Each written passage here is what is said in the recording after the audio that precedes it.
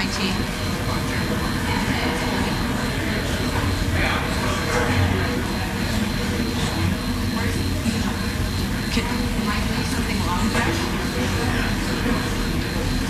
Okay, if we could have everybody stand to do the Pledge of Allegiance. We have a flag over here.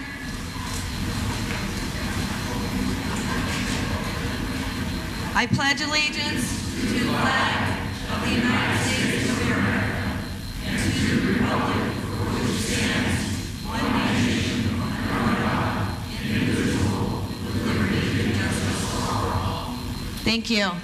If you could bear with us for just a moment. Yesterday, the CAL FIRE lost one of their battalion chiefs out of the Tuolumne County unit, and we would like to take just a moment of silence for them since they are here and taking care of us and representing us, and thank Mike Spears for his service.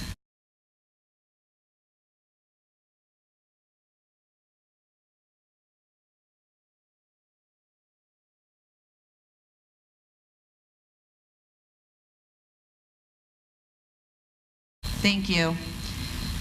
Okay, so today we're going to be having the Town Hall Tree Task Force meeting.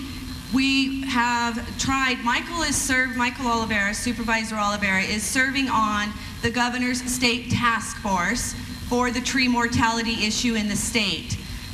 He has been working with many of our representatives today and was able to gather them here to kind of give us an idea of what direction we're heading in. We're behind the curve. The southern counties are pretty far ahead of us on their mortality rate, as you're going to learn today. Supervisor I'm sorry? Yes, my name is Lisa Muter-Tees, and I'm the Planning Commissioner for District 3, serving with Michael Olivera. Sorry about that. So anyway, today what we're going to do is Michael has brought together an amazing panel for you. He has representation from the federal, state, county, and public agencies here today. We're going to start out with presentations on the board from some of those agencies, and then we will go right into the questions and answers for you for all of the panel that's here today to represent you. And I'd like to thank Mike Olivera for setting this up for us. It was an amazing effort to get this panel here, and many people giving up their days off to be with us this weekend. Thank you all. Thank you, Lisa. Ladies and gentlemen, I want to personally thank everybody for coming here. I know this is a very important issue amongst others we have in the county. But before we go any further, I want to take about 3 minutes of your time to watch something.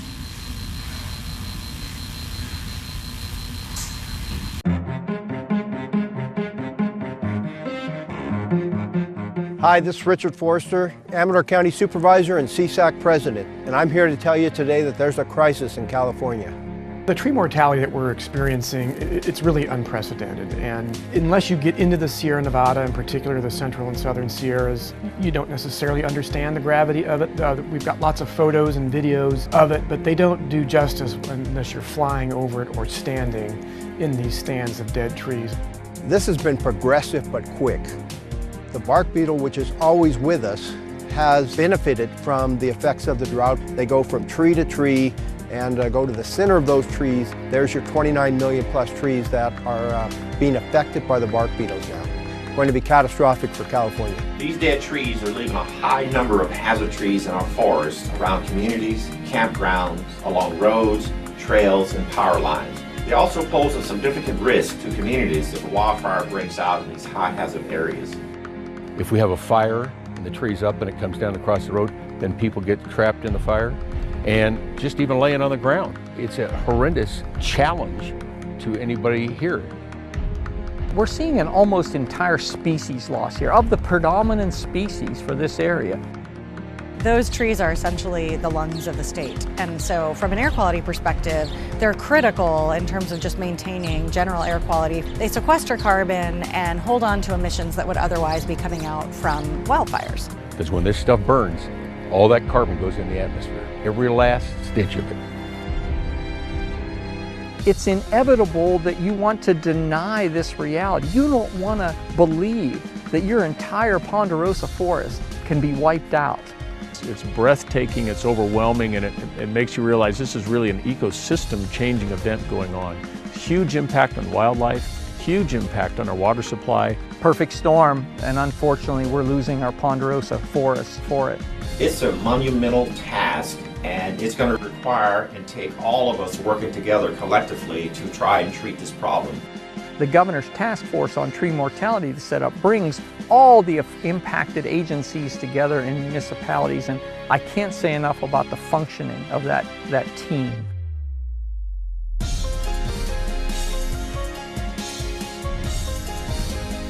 All our discretionary emergency funds will go to this problem, and we'll run out of money long before we solve the problem.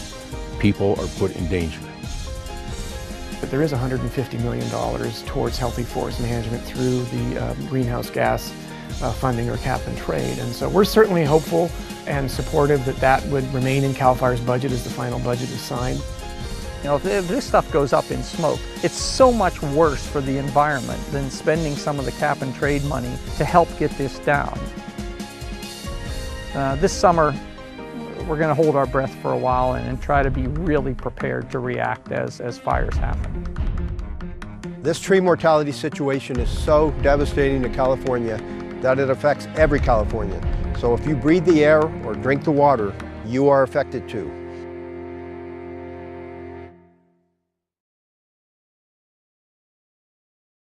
Ladies and gentlemen, you have a small idea now of what faces us in the future.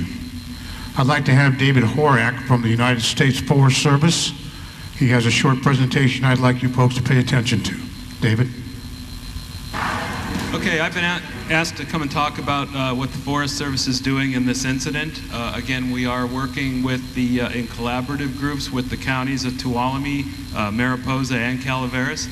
I'm the task force leader for the Tuolumne and the Calaveras task force. I am the Forest Service liaison on that task force. We also have projects that we have going on with Caltrans right now. In fact, Highway 4 contract for dead and dying tree removal is going to start up here in about 2 to 3 weeks. We have a contract where we've sold those trees to Caltrans. Kind of what we're seeing on the forest, it started a couple of years ago, right after the rim fire, or even during the rim fire. And our areas in Mariposa County were the first hit, and they were the worst hit. And those areas we started on those first. That was an emergency first. I admit we are farther along on those counties. Go ahead, take slide 10. Okay, as you saw in the previous, I think now they're saying that it's up to 66 million trees from the last flight. The last flight didn't even reflect everything that we are currently seeing, and we didn't get the whole forest flown. But the aerial detection surveys are something that we do a couple times a year. And now we have world view imagery that we're using, real-time satellite imagery that we're finding to be very valuable. Go ahead and change slide. Okay, so this is a map from our aerial detection flights and from world view imagery, what we're seeing in the Sierra Nevadas. That represents dead trees per acre that you'll see. The yellow is the lowest, and then the red is the largest. You can see how much farther it is and how much worse it is in the southern Sierras. But as you're noticing, every time you drive up Highway 4, there's a new group.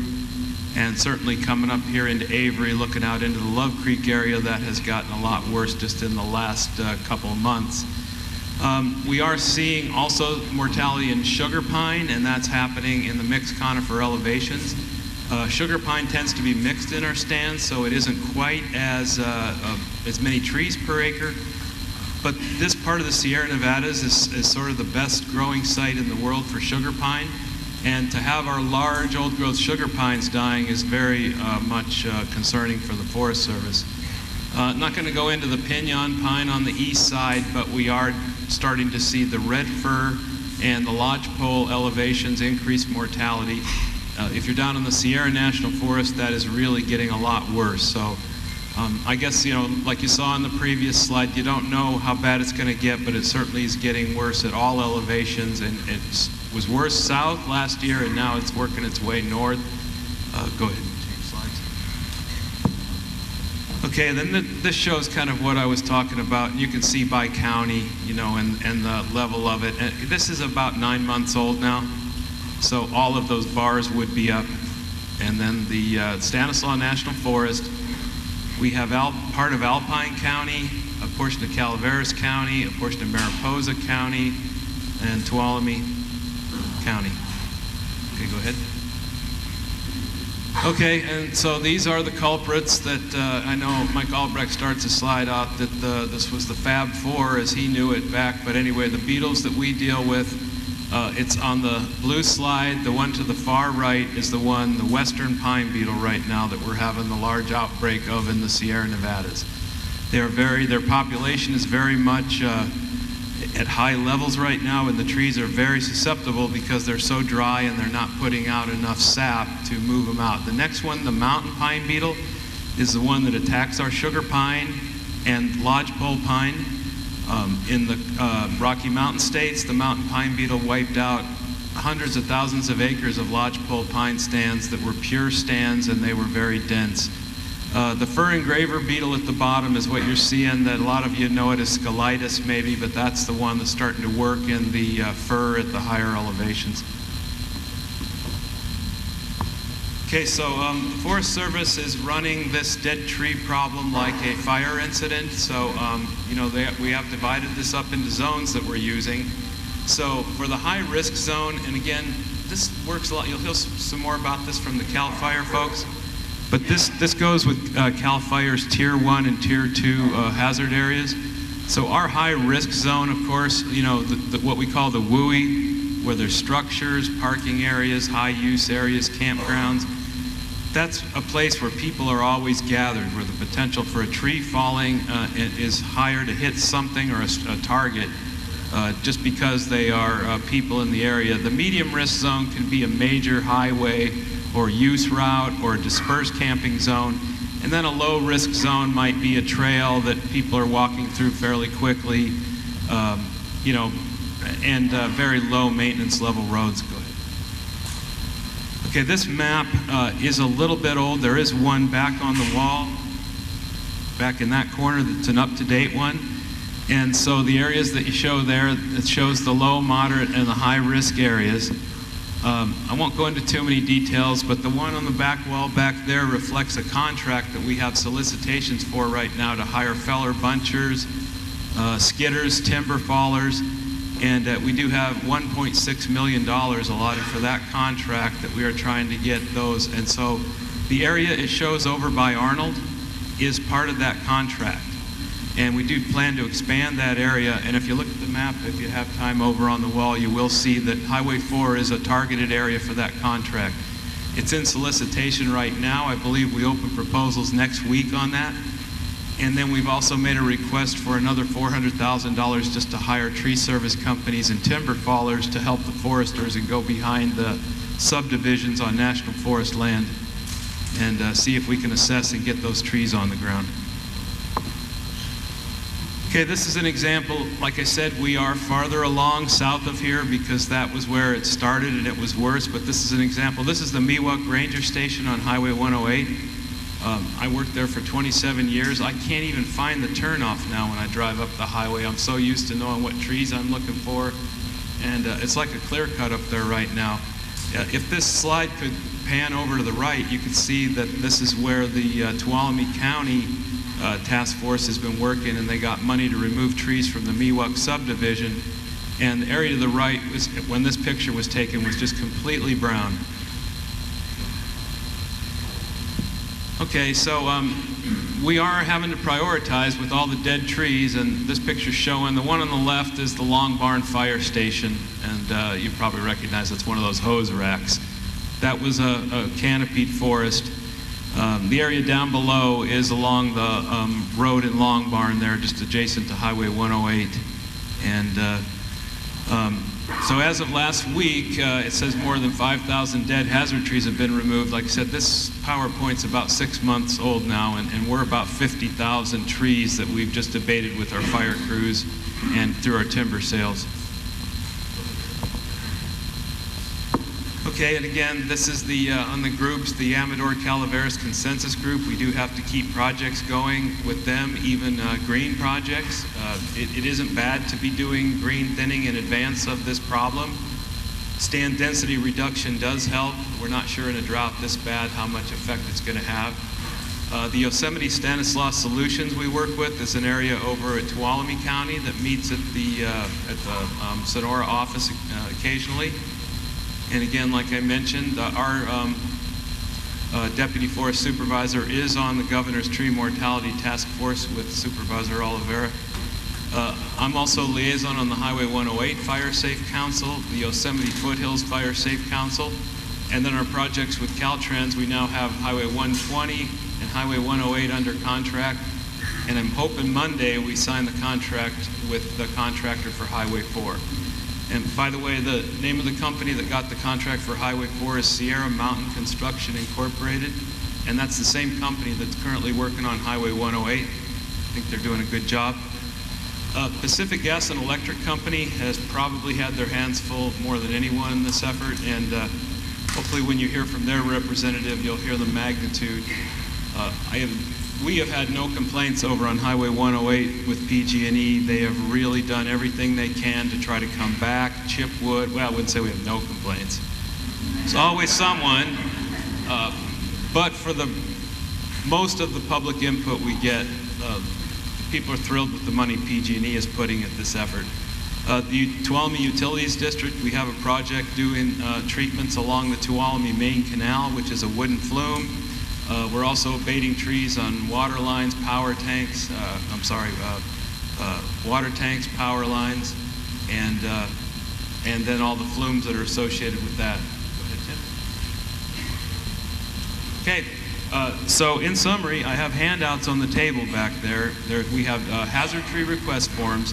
If you have dead trees that are on National Forest land that can strike a target on your property, and not just a barbecue, but a structure or something, and I know we're behind with them, but we are catching up. If you would fill out one of those hazard tree request forms, it does say to put it in the mail to Sonora, and then it comes to me. It would be faster if you could drop it off at the front desk at the Hathaway Pines Ranger Station. And that's why I said we are getting resources to come and try to catch up with that. I know we are a little bit behind, but we are trying to deal with the worst of the problem first. And I really want to, again, thank Supervisor Oliveira for having me, and I will be around for questions. Thank you very much, David. Ladies and gentlemen, I hope that answered a few of your questions you may have. I have one more presentation by the Calaveras County IT Director, Stan Moore. This will be geared towards exactly Calaveras County and the impact here.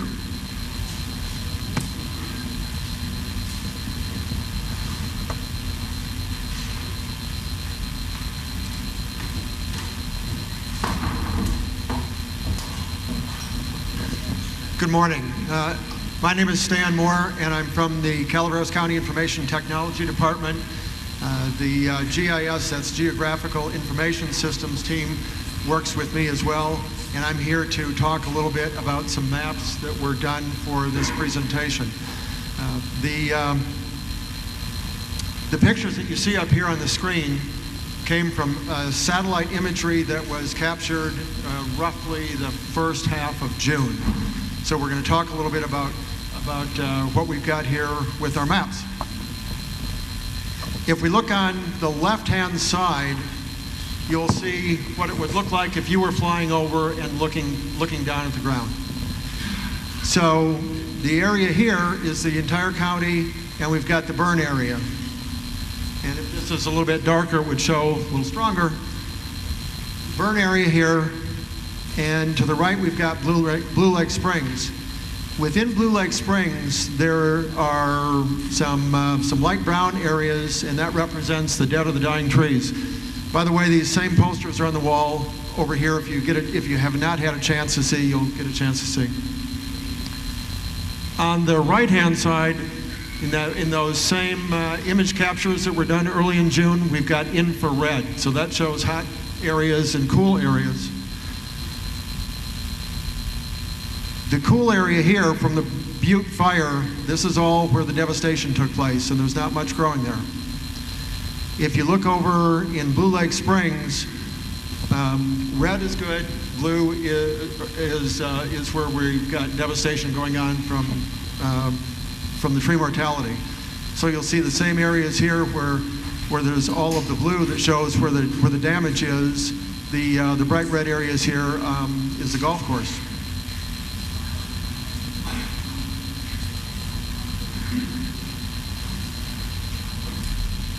These pictures really tell the tale. And this is on the left-hand poster up here. The image on the left we got from the Department of Agriculture. This is Blue Lake Springs 2 years ago. On the right, we've got Blue Lake Springs from early June.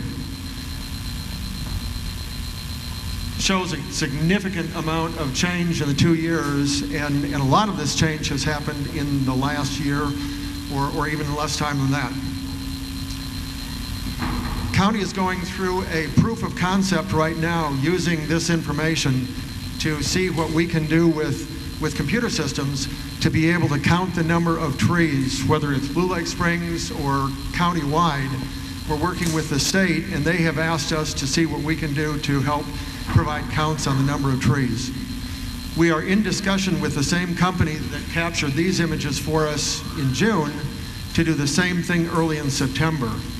Assuming that we move forward with that, that will give us a very good progression over 3 months, which everyone is telling us will be very important to be able to provide that to the state. This is something that is not being done statewide, so we feel that we could be ahead of the game on that. The left map, 2014, right map, 2016, both showing roughly the same area.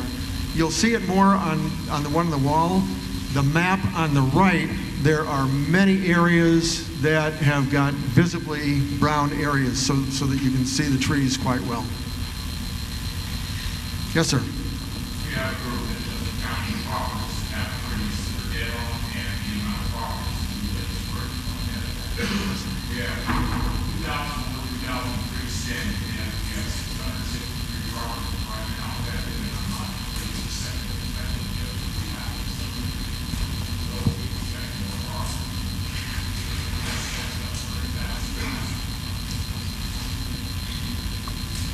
Did everyone hear those totals?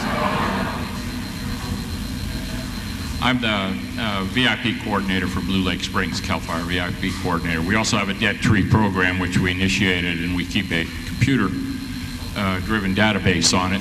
And we have 5 inspectors that inspect the subdivision.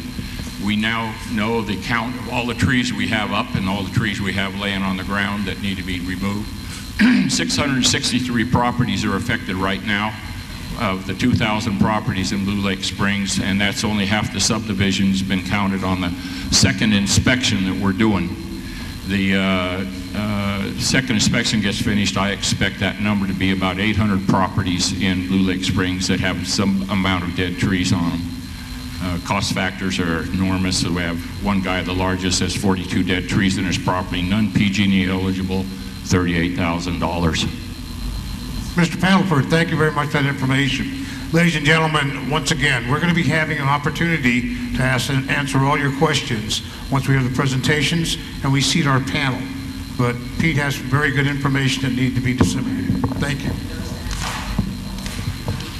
Now, if I could just take a quick moment and have the folks that are going to be seated on the panel come up, probably stage left, if you will. And while they're doing that, could I have Sheriff Rick DiBasilio and Deputy Thomas Odom, are you at a call? Ladies and gentlemen, here's your new sheriff of Calaveras County, Rick DiBasilio.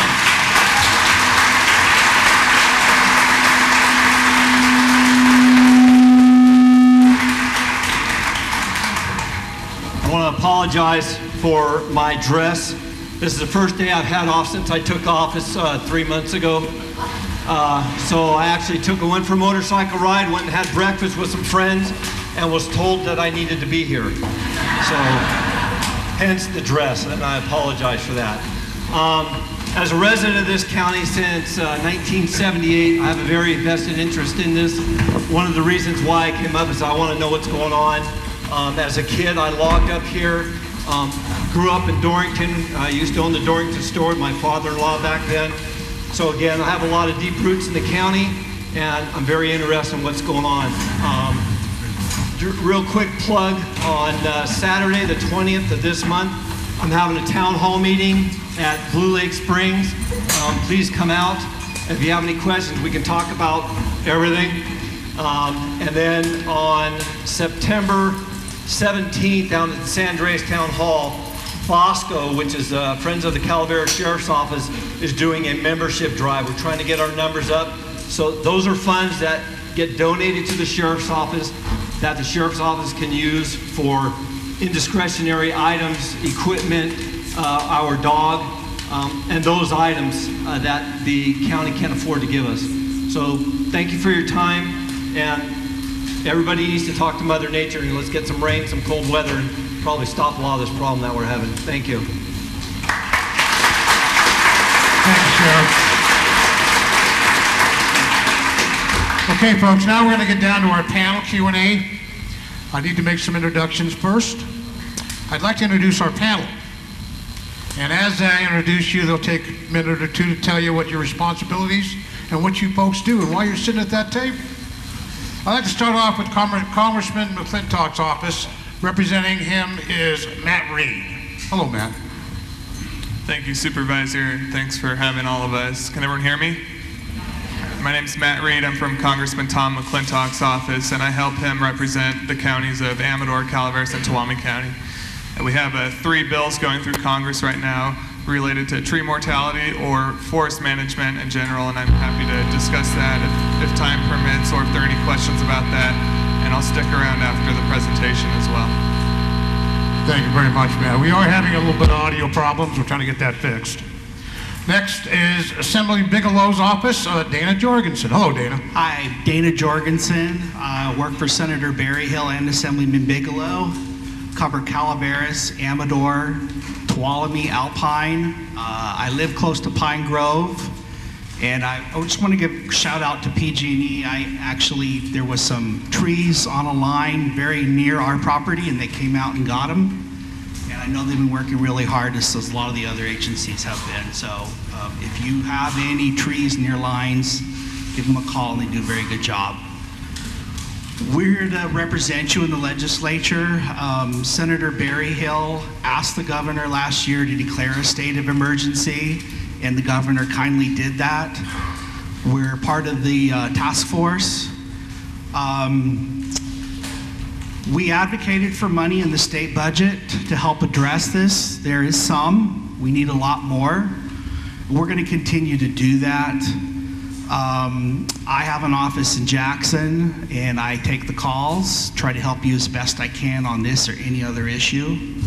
My number is 209-223-0505. It's in the phone book, it's online. And I do try to get back to you. I'm there by myself. I try to get back to you as quick as possible, usually within a day. And really, I would say that our job is, we're aware of it. We help the governor start the process to address it. It is going to take a while.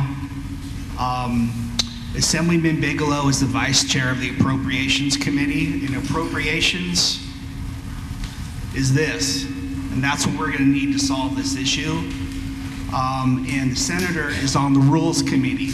The Rules Committee votes and vets the people that are running the state agencies, and there's very few people. There's only 5 people out of the 40 senators on that committee.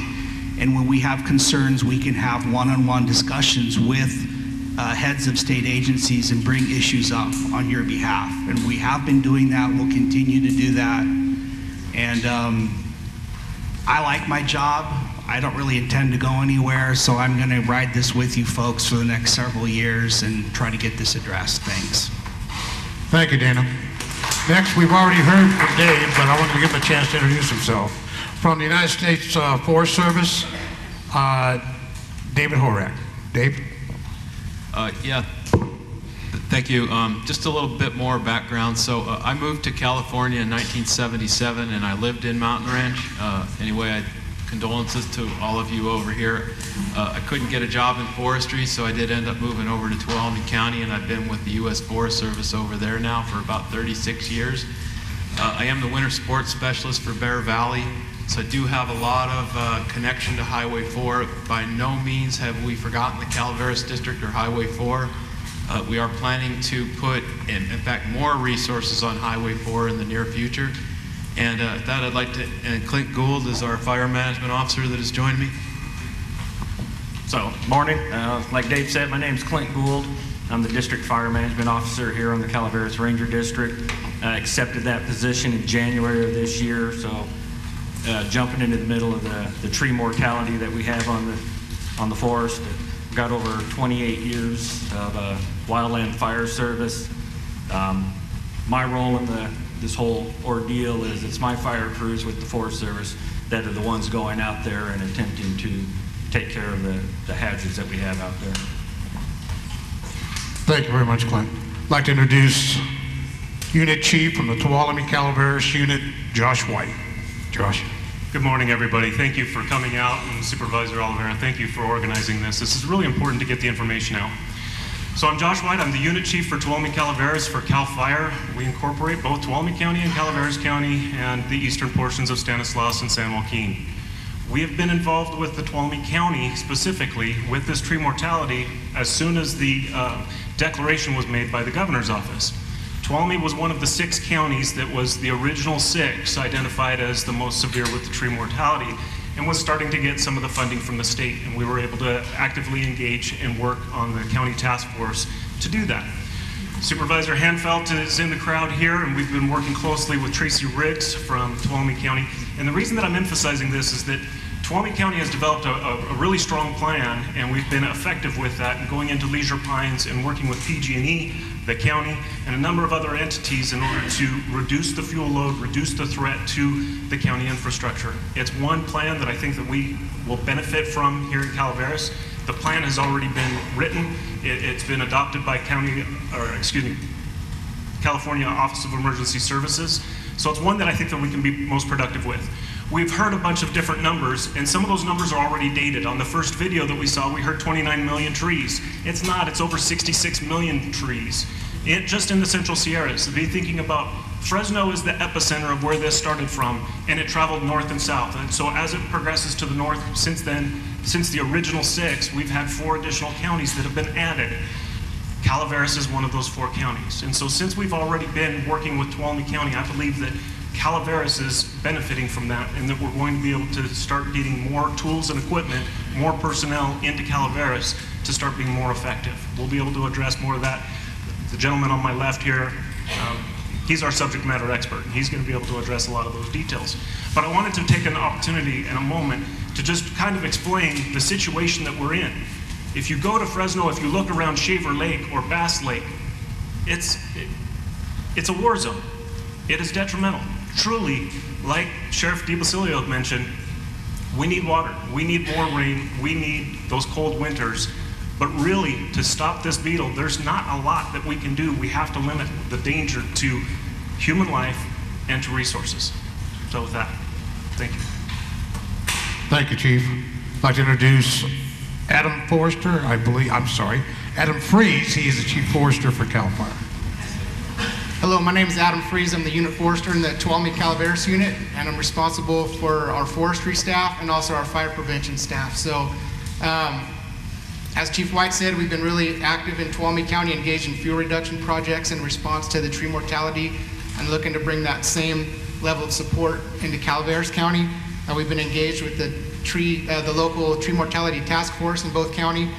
The primary role of our forest practice, or our foresters in CAL FIRE, is forest practice inspections, ensuring that timber operations are done in accordance with the forest practice rules. In Calaveras County, there's been, in 2015 and 2016, just harvesting related to tree mortality, there's been about 237 harvest permits, not counting bigger timber harvest plans covering over 120,000 acres.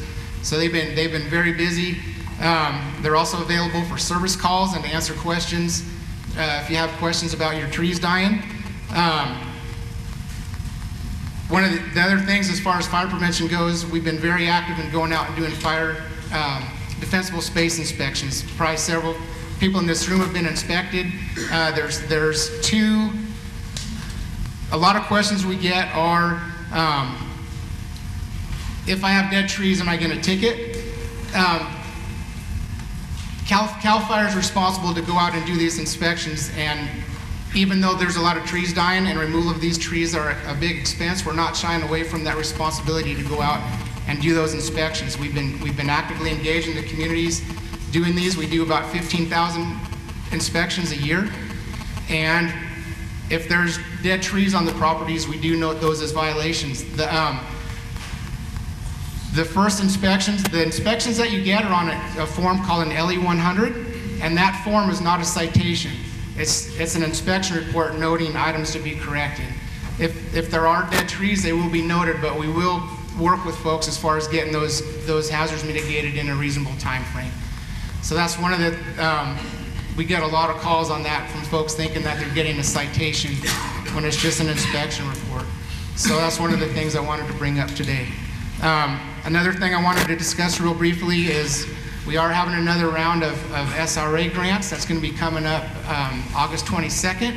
There's $5 million that's available statewide, and an additional $6 million that's specific to the 10 affected counties that have been hardest hit by the tree mortality.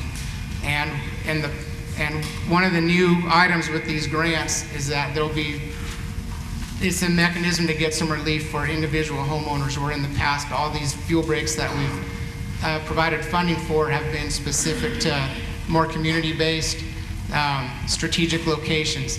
So there'll be a press release coming out soon, hopefully early next week, but that's some of the information that I wanted to get out. And then I'll have handouts in the back related to tree removal information and bark beetles.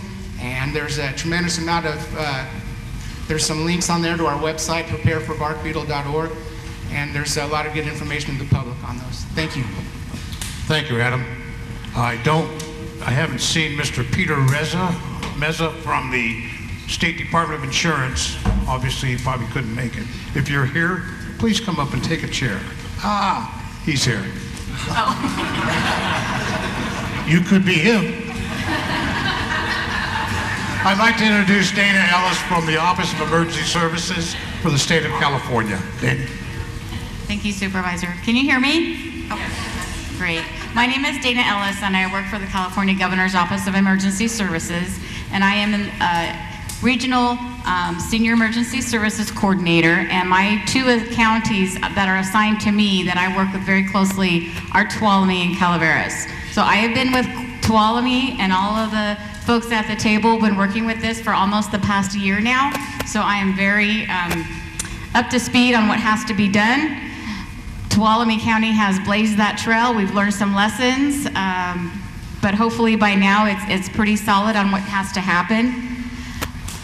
For the reason that I'm here today is I want to make sure that the word gets out that the governor has authorized a program that is now eligible for that the County of Calaveras, city, county departments, fire districts, water districts, utility districts, school districts, anybody that is a public entity can apply for assistance through my office, not me personally, through the Governor's Office of Emergency Services for grants to remove those trees that could fall on your facilities. So please, if you know anybody if you work for one or you work in a school district and you want to get the word out and you know that you have dead trees on the property, please ask for my card and I can hook you up with the person, because we really, this is an unprecedented grant that the governor has authorized. Usually it's just for disasters when something's been damaged, and this really is a preventative grant so that all of the public infrastructure is not threatened by this beetle. So that was my purpose for being here, and I'll be glad to answer any questions when we're finished. Thank you, Dana. I'd like to introduce from Caltrans, Jason Sanguinetti. Hi, I'm here for Ken Weeks. He wasn't able to make it here today. So as you know, Dave said in his speech that Caltrans is starting over here next week. Okay. Hopefully next week they're going to be out here to start marking the trees. They have a contract that's going to come through this area. It's going to be from post mile 27.7, which is around Douglas Flat, and it's going to go to post mile 63 around Big Meadows. They're removing trees that are anything that's within 100 foot of the center line. If there's a tree that is further than 100 foot away and it still has a possibility of hitting the roadway, they will also get those trees. I know they've sent out right of entry forms to all the residents that live along that section of the highway. I talked to the resident engineer yesterday, and he said he's not getting many of the forms back.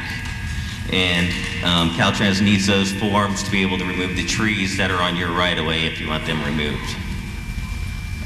The process through this is Caltrans identifies the dead and dying trees at risk along the state highways, contacts the loan owners if the trees are outside of the public right-of-way and discusses removal options, cut and remove trees from the state right-of-way. If landowners opt out of doing this program, the trees will be the landowner's responsibility to remove.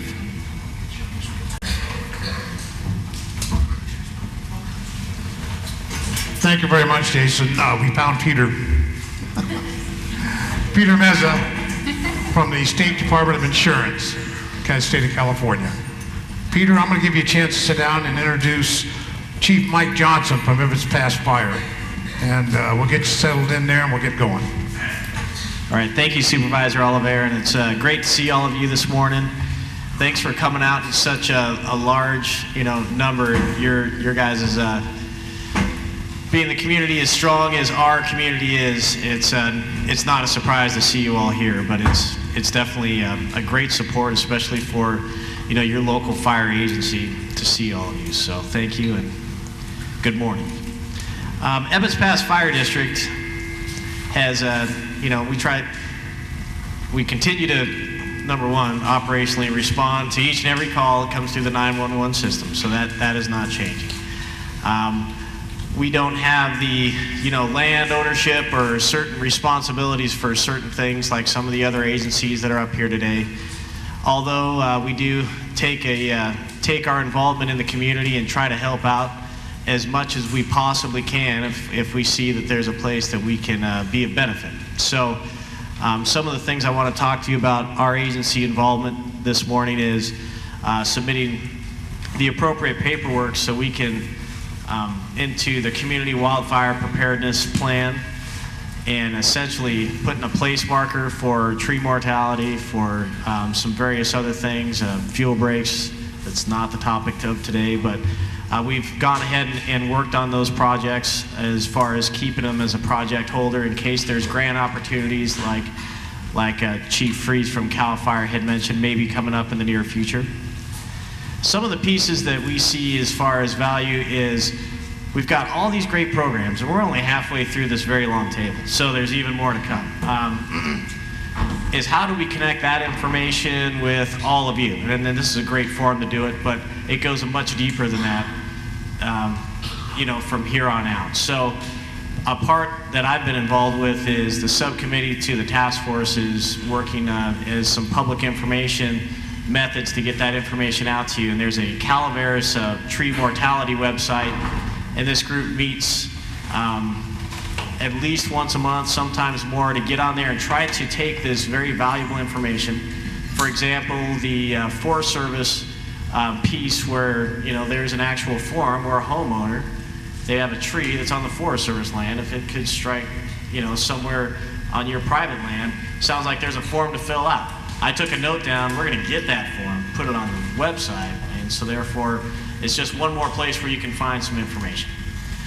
The public agencies, private agencies, we're trying to absorb this very dynamic, moving situation, keep track of some of the best practices, so when you come in the doors at Ebbets Pass Fire, hopefully we have some very good and good information that's accurate and up to date to see whatever relief is out there and try to connect the dots. So those are some of the things that our agency are doing right now for the tree mortality.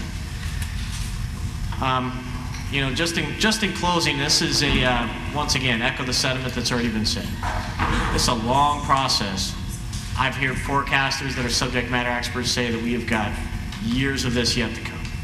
We need to continue to be vigilant, you know, and continue to rise to the challenge. All these agencies are doing a lot of really, really good stuff. And we need to take advantage of what's available now and what's going to be available in the future. So thank you for your time. Chief, thank you very much. Could you hand that back to Mr. Mesa? While we're doing that, folks, we have some empty chairs up here now. You can come on up and have a seat there if you will. I will ask that you turn your cell phones down or turn them off, because after introductions, we're going to be going into our Q&A. I would ask that if you have a question, listen to see if it's a repeat question, but you're more than welcome to come to the mic when we take a short little break and ask those questions you need to ask. Thank you very much. Now I would like to go over to our State of California Department of Insurance, Peter Meza. Peter. Thank you so much. Thank you for the opportunity to be here. The Insurance Commissioner had another event that he had previously committed to, so he was unable to be here. But the Department of Insurance is very well aware. I don't know if that's just my hearing aid or that's somebody else's.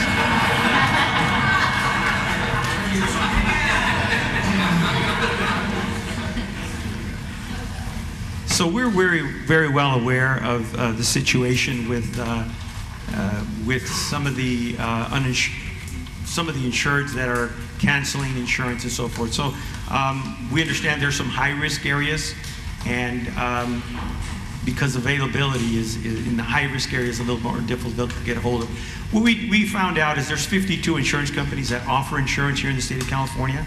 Prop 103 allowed for regulation of rates. However, they do have a large, broad latitude as to their underwriting and so forth. So insurance companies are allowed to have their own underwriting criteria. We're seeing a lot of folks that are going not just with the our standard market, but actually going outside of the standard market, and are able to obtain insurance through surplus line brokers, and also through, of course, the Fair Plan.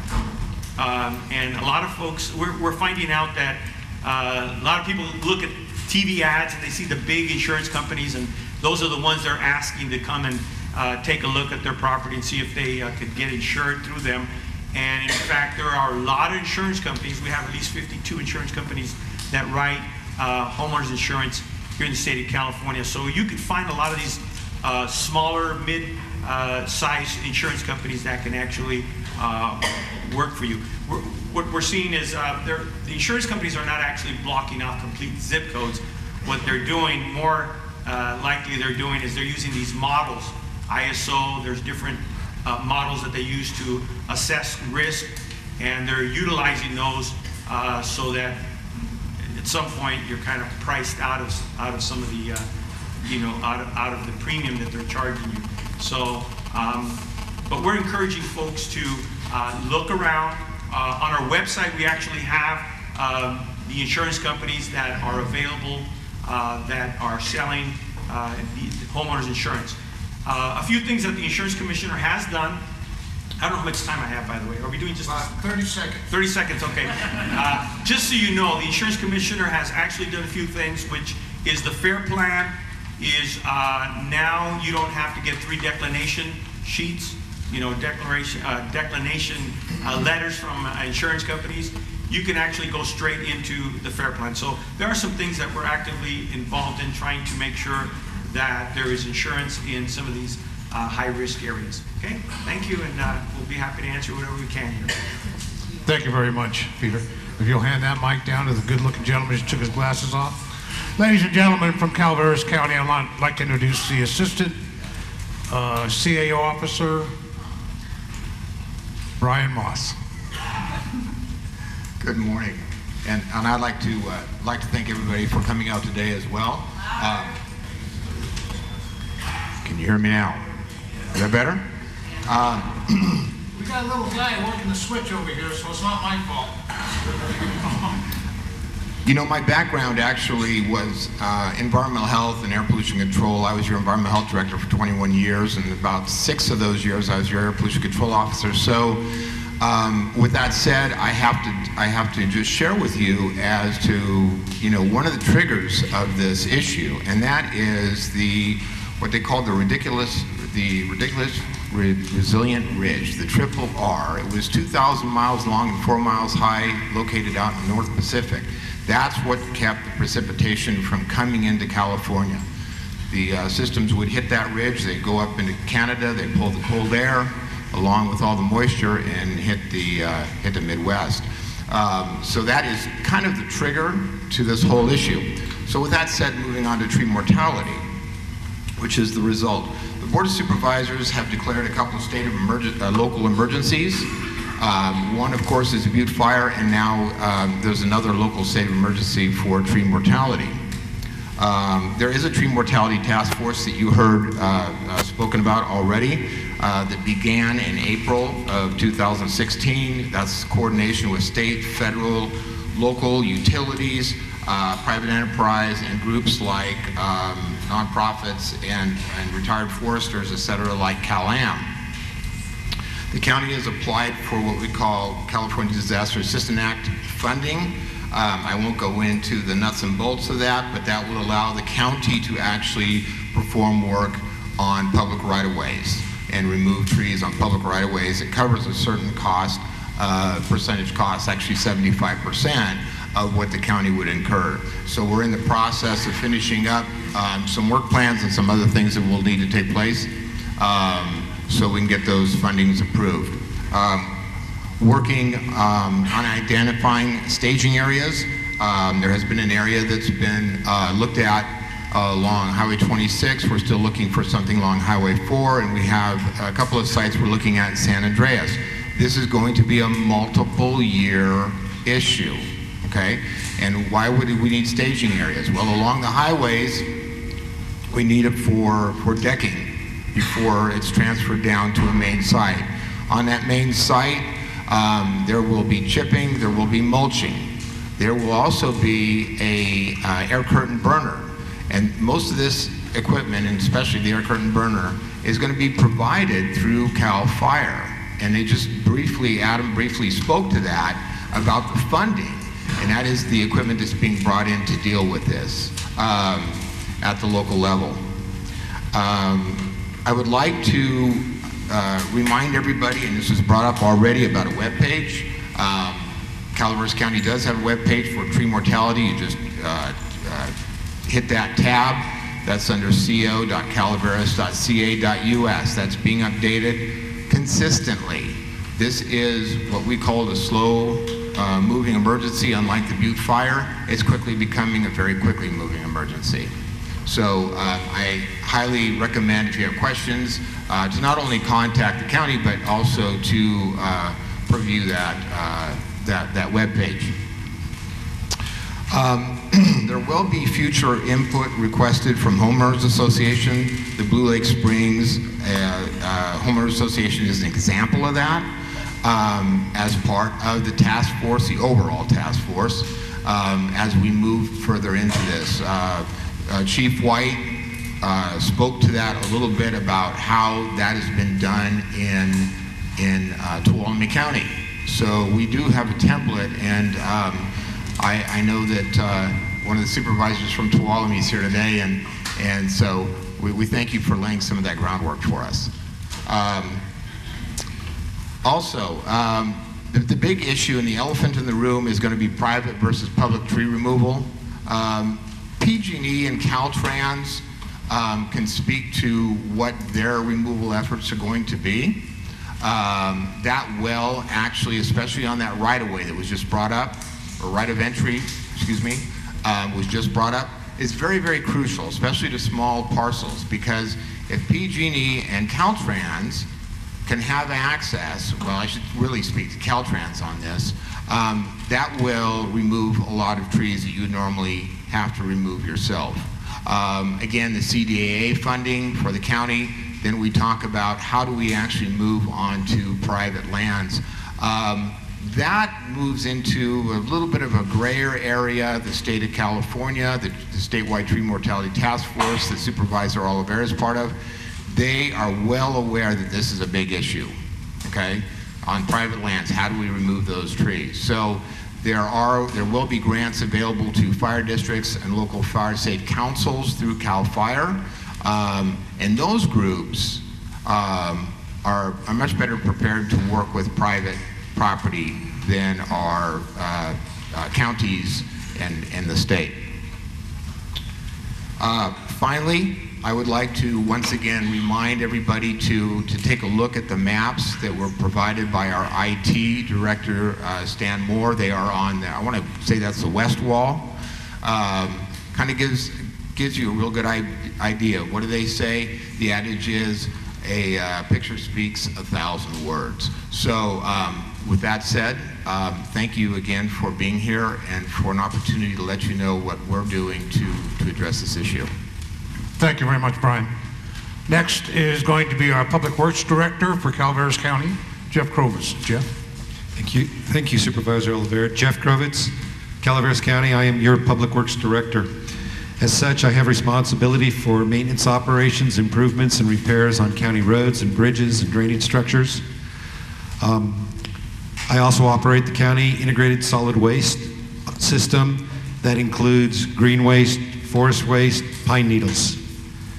I've also found myself spending a lot of time on butte fire recovery, and under that division, my crews provided emergency response during and immediately after the fire.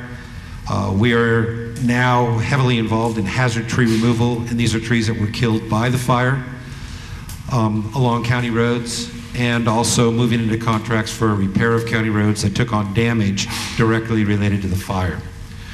I'm also a member of the county's tree mortality task force, and as such, I am working with county GIS to determine the number, location, and rate of death of trees affected by this drought and bug kill situation. I am preparing to advertise and execute contracts for removal and treatment of drought or bug killed trees adjacent to county roads and adjacent to county facilities. So that's what keeps me busy during the days. Thank you all for being here. Thank you, Jeff. Next, I'd like to introduce Joel Metzger from CCWD, their public relations, and all-around good guy. Thanks, Mike. My name is Joel Metzger. I'm the Public Information Officer for Calaveras County Water District. I also manage customer service, and I also manage the water conservation program. And I just want to thank everyone for the amazing efforts that you put in to conserve water over the last couple of years. When it comes to tree mortality, we are concerned with this issue because we own quite a bit of property in the county, and we are responsible to remove the dead trees from that property that we own. And I'm going to go into how you can help us identify those trees, and we can potentially help you if you live near those properties.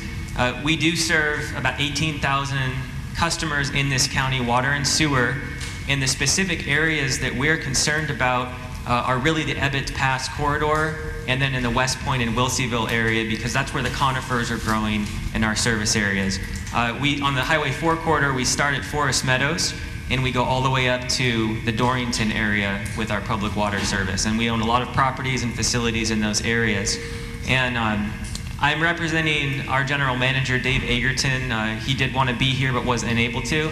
And so he's a really good contact. He sits on the tree mortality task force along with our director of operations, Teresa Tanaka.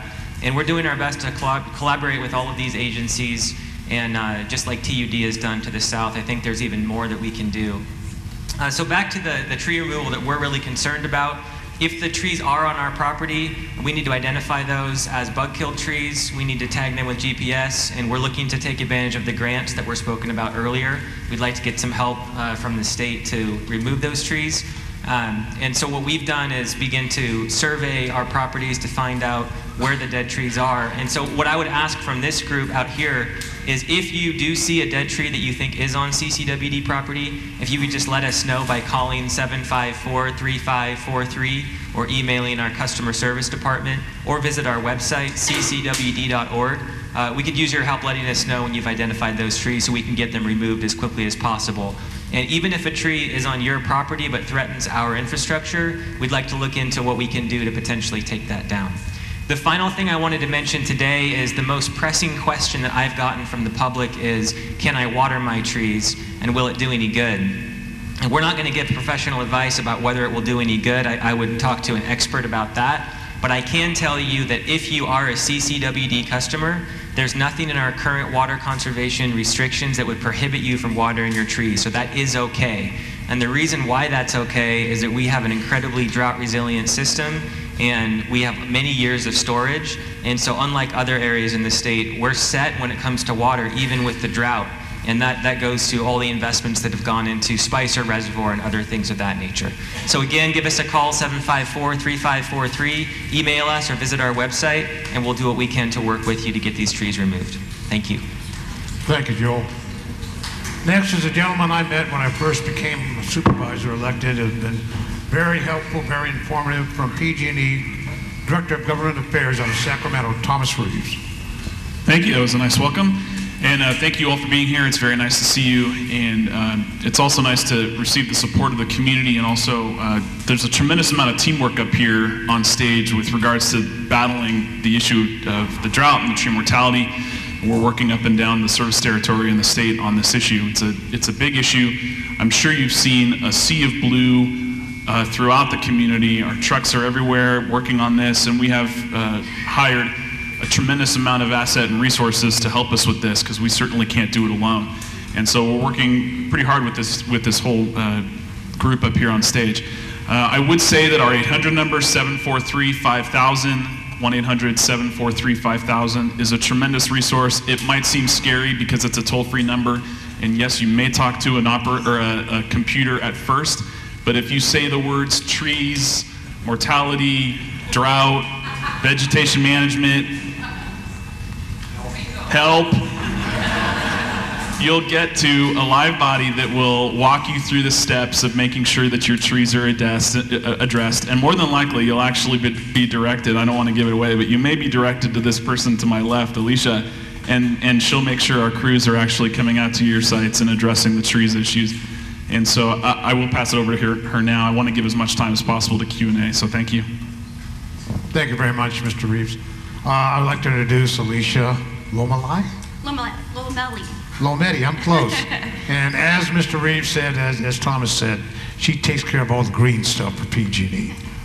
All right, so I'm the Vegetation Program Manager for PG&E. So just to give an overview, hear me better. In the past, we've only done one inspection a year. Due to the tree mortality, we now do an inspection twice a year. So every 6 months, you're seeing a forester come through. And then in between those times, our tree crews are coming through. One additional program that we have this year is the debris management program. So if we come through and we identify any trees that impact our high voltage lines, the tree crew will come through. Okay, let me start back over. The forester will come through and mark the tree. We have 2 different colors that we're using this year, yellow and white. They'll put X's on the trees, and we'll speak with you and have you sign a form.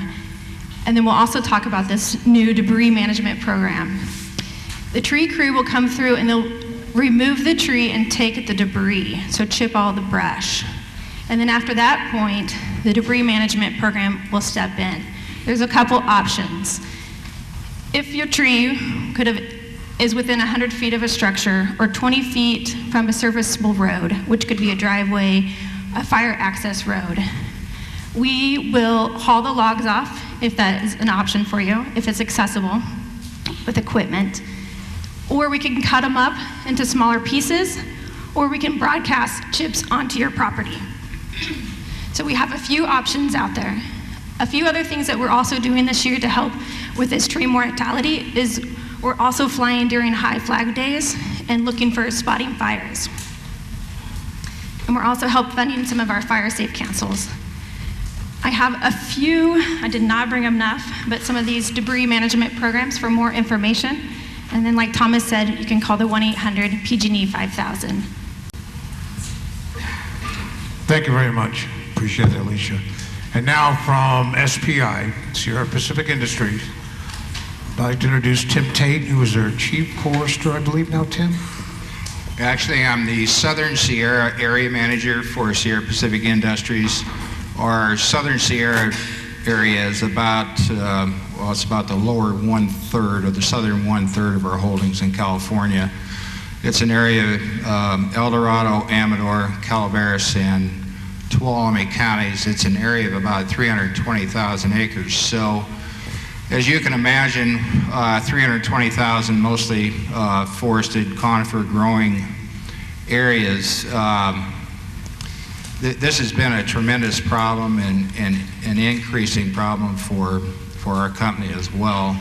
At this point in time, certainly all of this year and probably the second half of last year's logging season, we've devoted all of our resources and our contract logging capacity has been directed towards insect salvage and also some fire salvage, unfortunately. But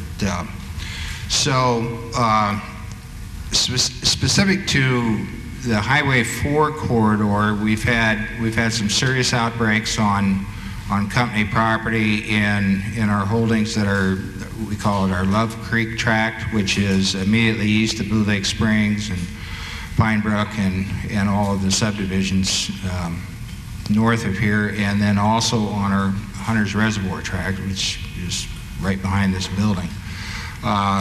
We've also done a lot of salvage harvesting adjacent to Big Trees Village along Miko Drive and so forth. So that's been our highest priority in terms of capturing the mortality on our own lands. Of course, we have a tremendous amount of mortality in other outlying areas further into the interior of our ownership, which we're trying to get to as well.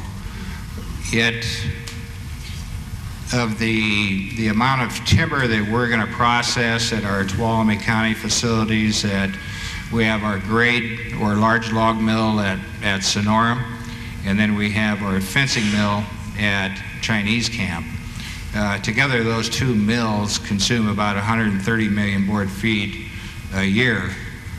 We are probably going to supply off of company ground, we're probably going to supply about 80% of that this year alone. So that gives you an idea of the extent of the problems on our lands. That's not to say that we do not buy outside timber. We do, and there are some opportunities for you all to utilize your dead trees at our facilities, and there are also opportunities besides Sierra Pacific Industries. There's export opportunities for your logs as well. During the question and answer period, I can get into the weeds a little bit more on that and what's required, what we can do and what we cannot do. I think that's it for now. Thank you very much, Tim. Ladies and gentlemen, that completes our panel introduction. I want to make sure we recognize some of our guests that are here, but I have to do a little homework. I'd like to thank the Realty World, Tim and Lisa Muterides, for sponsoring this event. This is not a county-sponsored event, and for reasons of the legality, we do have some representatives, so we want to make clear that this is not a county-sponsored event, and the Realty World stepped up. And with that, I'd like to introduce, if he's in the room, Supervisor Cliff Edson. I don't know if he was able to make it, or Supervisor Steve Kearney. They said they might be able to make it. I'd like to introduce also Supervisor-elect Dennis Mills from Calaveras County. Supervisor-elect Jack Garamendi from Calaveras County. Supervisor Terry Woodrow from Alpine County. And I say not the best for last, but the movie star from Tuolumne County, Randy Havelt. You saw him in the video, Randy. I'd like to also introduce from the Blue Lake Springs Water Company, the president, Bob McGinnis, good friend of mine, and their general manager, David Hicks. I'd like to introduce from Ebbets Pass Fire, the VIP program, Joan Lark. I don't know if Joan made it. And of course, from CCW Board of Directors, Bertha Underhill. Bertha. A couple of quick special thanks to make this thing happen, folks. Avery Middle School staff for being so cooperative in getting this facility for us. You may or may not know, this is the second choice.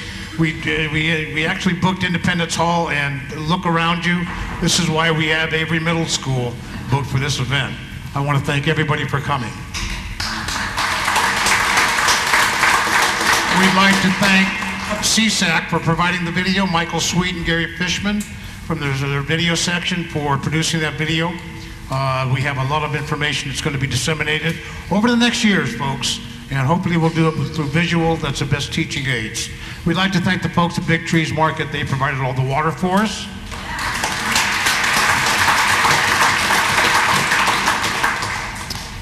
And now what I'd like to do is start our question and answer period. We'll run a microphone down there, the center, right in the center aisle, we'll have our microphone set up. I would ask that we do this, please, folks. If we have a question of similar or a duplicate question that's already been answered, we have a lot of people that want to present their questions. Consider that when you come up.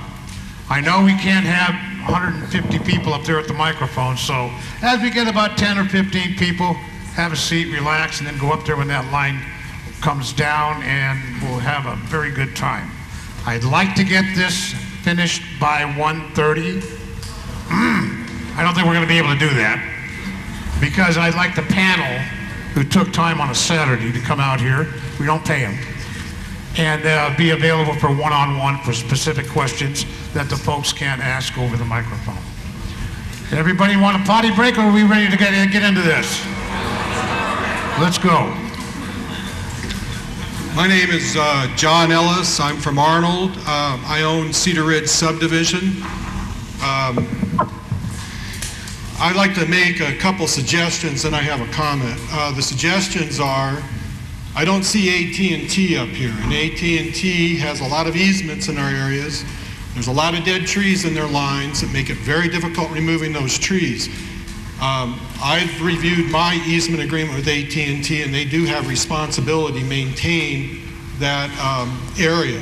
So we need to bring AT&T into this too. Second item that I'd like to suggest, and this is to the county, they have a drought mortality webpage. I would suggest there's a lot of information for public entities. And also, when it's a public entity, many times nonprofits like Homeowners Association can participate in those programs. But when it comes to private ownership, there's not a whole lot of stuff available to private property. What I would suggest in the drought mortality page is that we develop a page that has all the available notices, forms, and permits be put on that page, at least a description of what they are, and if it's just a link, so you can go to one page, a private property owner can go to one page and read to see what's available to them to do whatever notice or permits they need to do. That would be very helpful, because this is, when you're dealing with so many agencies, it's very complex. Very good question. Good thing we have Stan Moore from our IT department and our assistant CAO and our public works folks. Maybe you can address that. 10 seconds, 15 seconds. Oh, you need a mic. Oh, this is going to be a long day. I think everybody heard that. Can you hear me? Okay.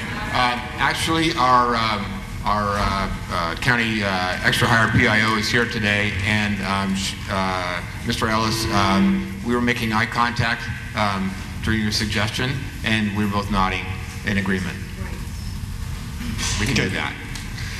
All right, then my comments are about what's going on here. The way I look at it, I have 180 acres, and I'm trying to keep up with this infestation because I'm trying to preserve my ponderosa pines, all my trees. This is a two-prong approach. We have the fire, which is a clear threat, but that's dealing with dead trees. Now, unless I'm mistaking, I've been told repeatedly that by the time the tree is dead, the beetles have left. Is that pretty well solid science, or is it still subject to you aren't sure about that?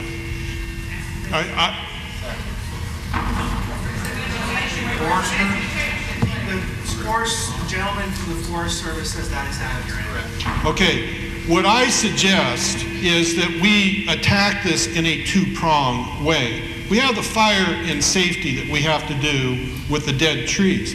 But that's what we're doing, is we're chasing the epidemic here, the infestation. We aren't dealing with the infestation.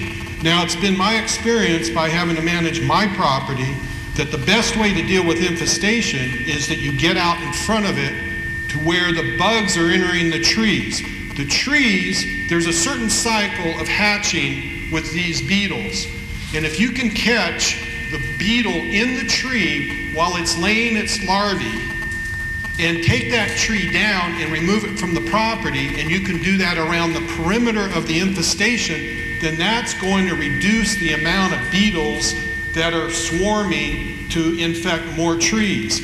So I think a priority should be given to identifying the large areas of infestation and trying to do logging around the perimeters of these areas where the live beetles are at, so we can reduce the amount of beetles that are infesting our forest. I think that's very important. So that was the primary thing that I think that we need to take a look at. Thank you, Mr. Ellis. Maybe a quick 10, 15-second response from Mr. Tate of SPI and from our Forest Service to answer the treating of the beetles prior to the infestation.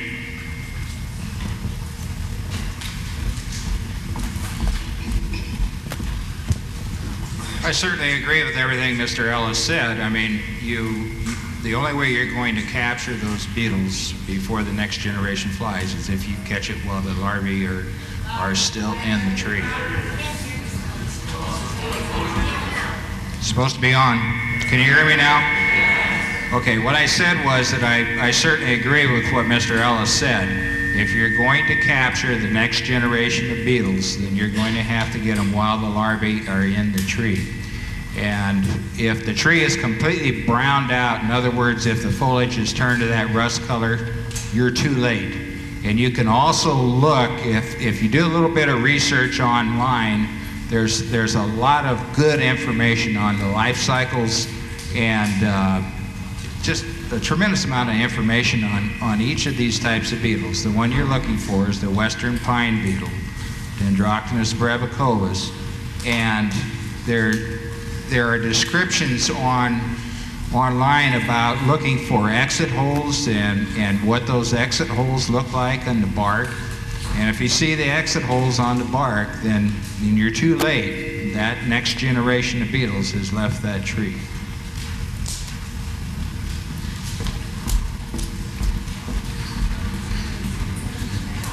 What you said is absolutely correct. We are doing 3,000 acre categorical exclusions under the current farm bill. What is even more important is to get out years in front and reduce stand density and thin pine forests. SPI does a very good job of that. And we are now, we do have one that we're going to advertise for a contract starting next week. That one is over near Long Barn. And we are treating the ponderosa pine plantations over there, areas where we had large fires in the past, and the stands are predominantly ponderosa pine. Completely agree with Tim. You have to get it, but the idea is if you could get out in front and thin trees that are green prior to the beetle infestation, then that's the best thing you can do, is to reduce the stand density. Next question. Good morning, good afternoon. Good. I'm speaking right into the mic. Can you hear me now? All right. Supervisor, thank you very much for putting this on, and all of you for being here. It was very informative. I belong to a very, very small HOA in Arnold, and we're in the process of doing what we need to do to get those trees down. Unfortunately, we have a neighbor who has about 10 acres of wooded area that is infested. I was hoping you could just touch again upon the process and the effort to try to get the neighbor to get his trees down. We've already contacted him, and we're trying to work cooperatively with that person. However, if that does not succeed, what are the steps, or at least point me to the webpage that I can follow? Adam? So the question, if you guys didn't hear it. Yes, please. Is it on? Can you guys hear that all right? Can you guys hear that? Yeah. All right, the question was, this is on an unimproved parcel, on the neighboring parcel, trees that could affect your house, what the steps are. So the Public Resources Code, Section 4291, is where CAL FIRE gets the authority to go out and do defensible space inspections. The area we have authority over is from 100 feet of a residence or to the property line, whichever is closest. That law is specific to improved parcels. And so if it's a neighboring parcel without a structure on it, CAL FIRE doesn't have any leverage or authority to go approach that person and issue a citation or make them cut those trees down. We are willing to contact those people and talk to them and give them information on bark beetles. We do that quite often. But at the end of the day, under the Public Resources Code, we don't have the authority to make people do that.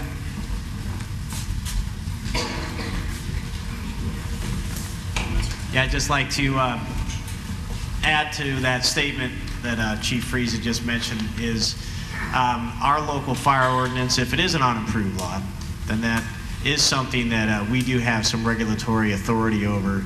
So once again, if it's an unimproved lot and you've got a fuels issue such as standing trees or what have you needs to be thinned, that will come to our office at Evans Pass Fire District. If it's an improved parcel, falls under the state under their Public Resource Code 4290. Great. Next question, please. I live on Mustang Road in Arnold in the Meadowmont subdivision, which has turned into, as the words earlier were used, a war zone with dead trees. Recently, my neighbor was able to get someone from PG&E to come out. They marked only his trees, or maybe it was ACRT subcontracting. They marked only his trees. Mine went brown before his, and so did about 100 or more others on the street. Why is it piecemeal and not going out, and if you see a dead tree, marking it?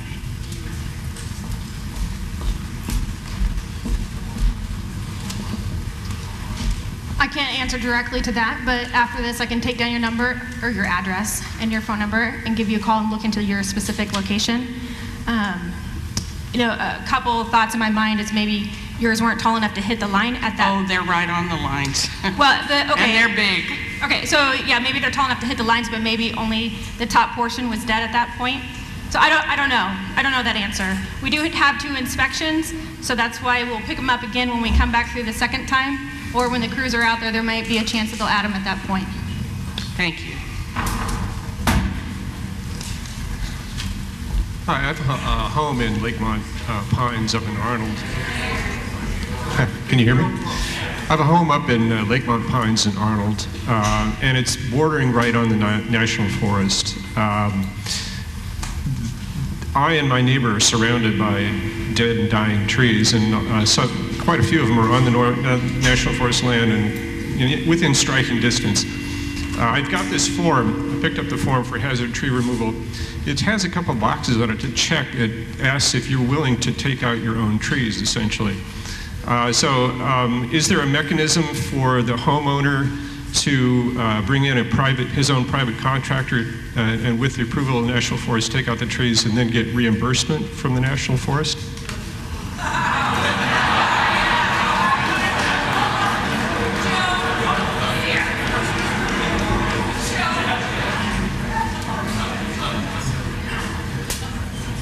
Okay, I did have a hard time hearing the question. But on our hazard tree request form, this is a form that you fill out that if you're going to have our fire crews come through, and like I said, we are very far behind. If you can find a professional timber faller, the indication is, and you have trees on your property, and there's one left on ours, that would be the intent, is that we are willing to mark that tree. In many cases, we will give it to you for free if you want to use it for firewood on your lot or something. If the whole property line is full of dead trees in the back, it's an intention that the U.S. Forest Service is going to pay for that. I'm not saying we have the money yet. That's what we're working on. My request for the additional $400,000 for tree fallers. We do have a contract, though, that we're getting ready to let the bidder proposals open, and then we are going to award that, and that covers some of the boundaries on Forest Service in the subdivision. So are you sure the trees are on Forest Service property behind the house? I'm sorry, I'm not sure they're quite answer the question. The box, it says, are you capable, interested of cutting and removing the trees? Yes, no. That sort of implies that I assume that if it's given approval by the National Forest, I could cut them down, but at my own expense? Correct. If you have a faller, like I said, that you've had to hire to cut trees on your own property, and there was a couple more on we can't find fallers any more than you can, we would be willing to mark that tree, let your faller take it down, and give you a free use permit to keep the wood.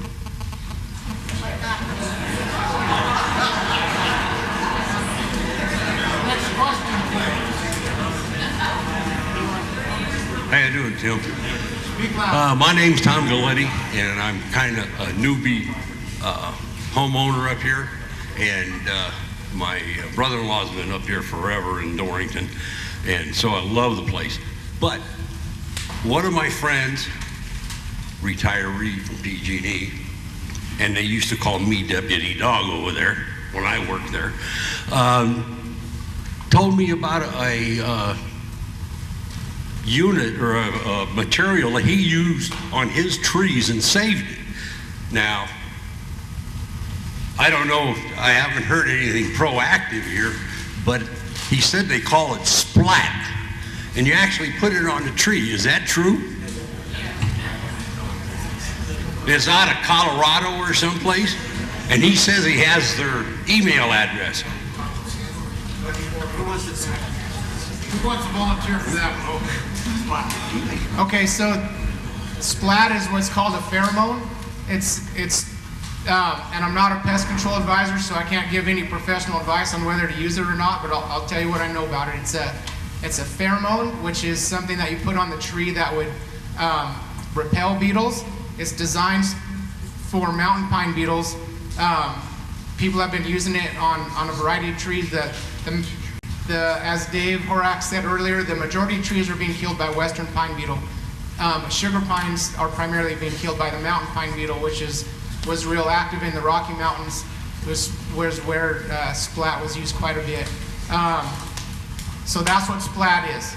It's put on in like with a caulking gun at different heights on the tree, and it's what's called a pheromone. With some of the information on the back table, like I said, I'm not a pest control advisor, so I can't give professional advice on pheromones or pesticides, but there's information, there's some links on the handouts that were given out, and then again, if you go to that website, that prepareforbarkbeetle.org, they have different information on pesticides and pheromones. Thank you. Ladies and gentlemen, just for a note of information, we do have, I believe, a representative from the pest control company, Don Wolf. Are you in the audience somewhere? Yeah, you may want to get together with him and go one-on-one, folks, and find out what they know about that. I'm not an expert. Next question, sir. Go ahead, please. My name is Jim Washburn. I have a vacation place up in Arnold. Everything here says, okay, you got dead trees, you know what to do with it. What I want to know is, what's a preventative solution for the good trees that I have already? What can I do? It's been suggested that there's a injection that some of the services say I can put into your trees, and they'll seal it, and it'll last 18 months to 2 years. Is that a good, viable solution, or is there another solution to protect my good trees? I'll tear down the old trees, but what about the good trees? So from a prevention standpoint, there's a couple things you can do. As noted by several people today, one of the biggest problems that we're having is overcrowding. So the best thing you can do is that a big part of the problem is we have too many trees that are competing for limited resources. They draw a tremendous amount of water, and so reducing the amount of vegetation that's competing is one of the most effective things you can do. I talked a minute ago about pheromones and pesticides. Like I said, I can't give professional advice on that, but I can, give you some information. Was made available in the back and on the prepareforbarkbeetle.org website. And then another thing that was touched on earlier was watering. If you look on the information on our website, it mentions deep watering 1 to 2 times a month. And I know this is controversial because we're in a drought, and water conservation is very important. But deep watering is something that's effective out on the drip line of the tree, not up against the trunk, and periodic. Like I said, 1 to 2 times a month with the deep water. And if you water repeatedly, often, and they can cause root problems. And so, but it is effective. I used to be really skeptical that watering would have any impact at all on these big trees, but over the last couple of years, I've seen where it's been really effective.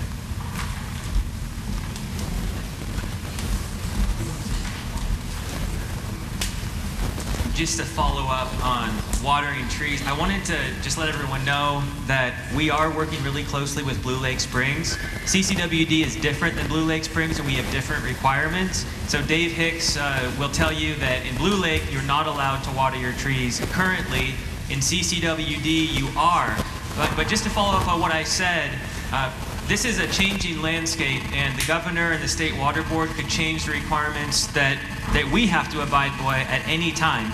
So while you currently can water trees under CCWD's current requirements, that may change at any point. If we continue to have a drought, if we have a bad winter, the state may no longer deem that to be beneficial use. If they tell us you have to prevent that type of activity, then we may have to change our restrictions. So currently it's okay, but I just want you to know that that may not last depending on the situation with the drought.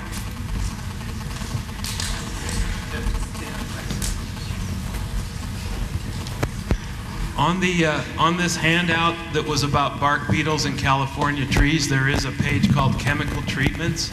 And without us endorsing anything, the Forest Service has had good results with the use of this chemical called carbaryl, which is the first one.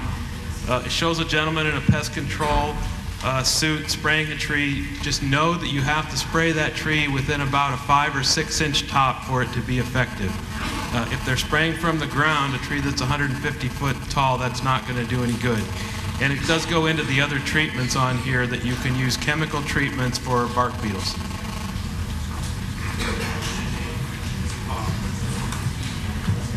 I'd like to add to that, only because of the information disseminated throughout my studies and the Governor's Task Force. Make sure, ladies and gentlemen, if you're going to be using a treatment chemical, that it's allowed in California. Seriously. I did come across this, and unfortunately, and I was informed that carbaryl is not allowed in California, so check that. Sounds like a lot of snake oil people have been working out here somewhere.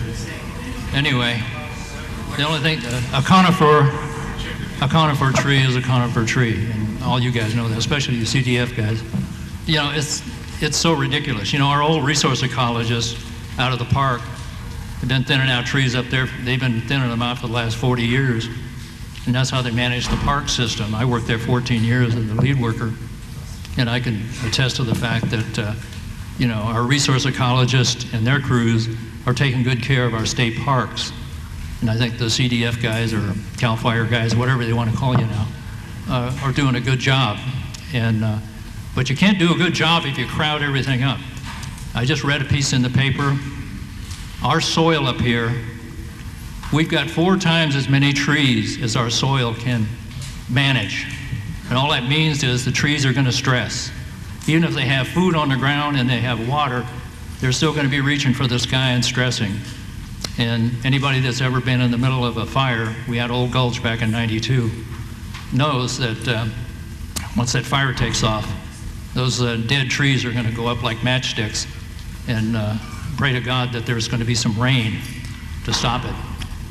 Well, there's nothing like thinning out a vegetable garden, and that's what a tree is a giant vegetable. We think of it differently, but it is a giant vegetable.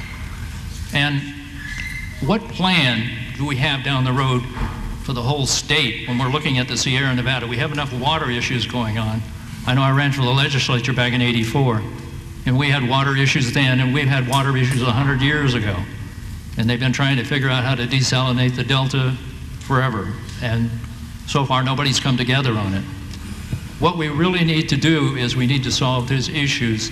And I don't know if you guys, how much input you guys have in that. The legislature seems to drag its feet whenever it comes to spending money. 40 years Sir, ago. I understand your question is, what plan do we have What is the for our plan? water resources? Is there an overall plan to help ease the problem in the Sierra Nevada with the trees? Because they're stressed and everybody's looking at their land. One lady had an article the other day, and I read it. She's got 40 acres and she's got 100 dead trees. Those are going to cost her between $1,000 and $1,500 a piece to take out if she wants to move the property, if she wants to do anything with it, or she'll have to wait till they catch on fire or whatever. But this is like dry firewood hanging up there. What plan does the state have? And the Sierra, the Sierra people with the company to log us out. I know that it's going to be almost impossible to clear out 3 of every 4 trees to thin them out well enough to where the trees can be healthy. But is there some kind of a plan? Has the legislature put together a committee? Has anyone done anything to try to resolve this problem with the trees? Thank you.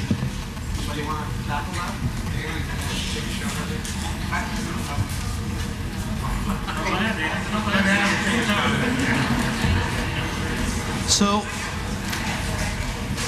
I will say that one of the difficulties that we have is when you look at a map of the state of California, a lot of the people that my bosses serve with in the legislature are from suburban areas, and they come here and recreate.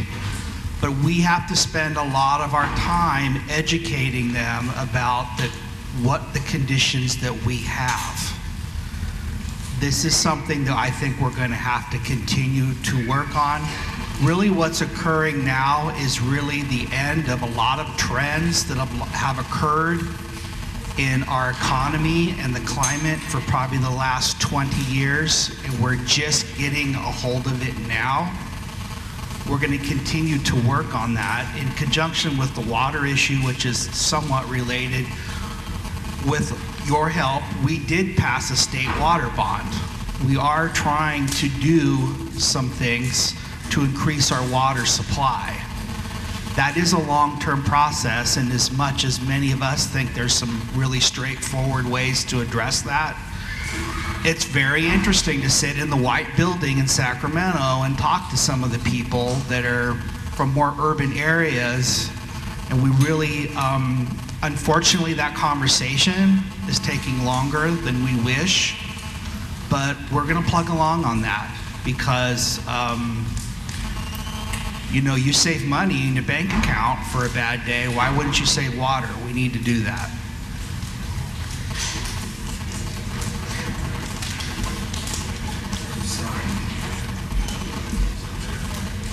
Just really quick, and I don't want to belabor the issue, but you're hitting the nail on the head. But the problem is that we're asking these questions 5 to 10 years too late. The forests were overcrowded. We don't have mills in every county that we used to have. We're not doing the logging. We're not doing the thinning. You said it, the trees are stressed, the nutrition and the water, they're fighting for it all. And as those trees are stressed, that just creates the home for this bug. So we have to be thinking, although we're dealing with this epidemic right now and talking about what are we going to do about the dead trees on my property, we also need to start thinking fundamentally and philosophically 8 to 10 years from now, what do we want our forests to look like? And how are we going to manage this long term, and how are our children going to manage these forests so that the fires are limited? You look at what's happened in 2013, the Rim Fire, we had 50,000 acres burn in 24 hours. That's unprecedented in the Central Sierras. That hasn't ever happened. And then it happens again in 2014, and then it happens again in 2015 on the Butte Fire. Unprecedented fire behavior. So we know that our forests are overtaxed, they're too thick, and we need to thin them out. But we need to come up with avenues for those trees, somewhere for that product to go out, whether it's more mills or identifying different products that can be used out of those. We want to talk about carbon sequestration. If we're burning it or if it's rotting, that carbon is going right back into the environment. So when we talk about the cap and trade funds that are out there, we need to be looking at really capitalizing on the cap and fund trades to try to find out funds, to find out what we can do to sequester. You look at this stage, the wood that's built, that it's made out of, that's true carbon sequestration. That's what we need long term. Hey, run for the assembly. We need you on that floor. Talking for us. Thank you, Tom. Next question, please.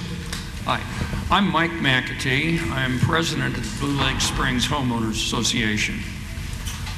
This year and into the foreseeable future, our major thrust is going to be fire prevention and tree mortality. We have a number of volunteers who are working on the project. There are 3 people who are devoting the majority of their time to this effort. It's Pete Padelford, Doug Nunes, and Jimmy Cook. Assisting them are 40 to 50 volunteers that are doing everything from lot inspections, cataloging dead trees, doing data input, generating and sending reports to the state, county, and federal authorities, and also looking for grants that can assist our homeowners. I'm here today to ask for more volunteers. We need as much help as we can get, and if you're interested in helping in this effort, even if you can only devote an hour or 2 a month, if you're interested in helping in the effort, call our office at 795-2357. Thank you.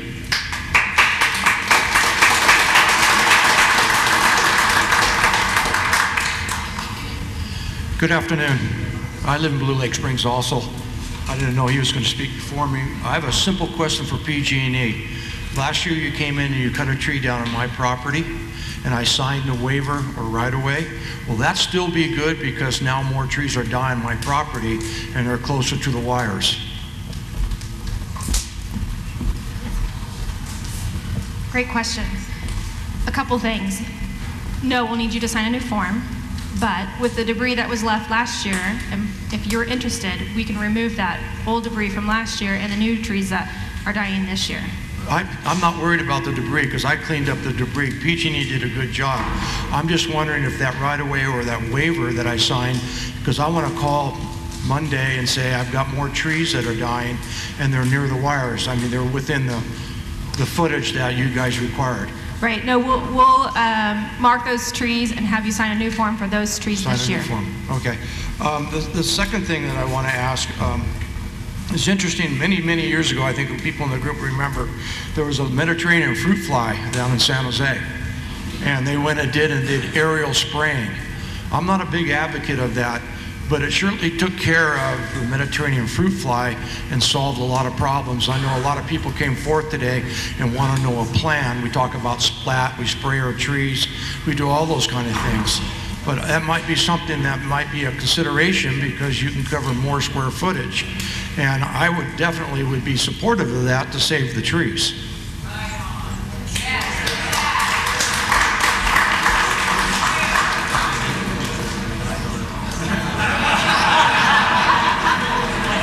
Hey, excuse me, to the panel, I'll just make that as a comment and not a question. I'm not expecting the panel to answer that.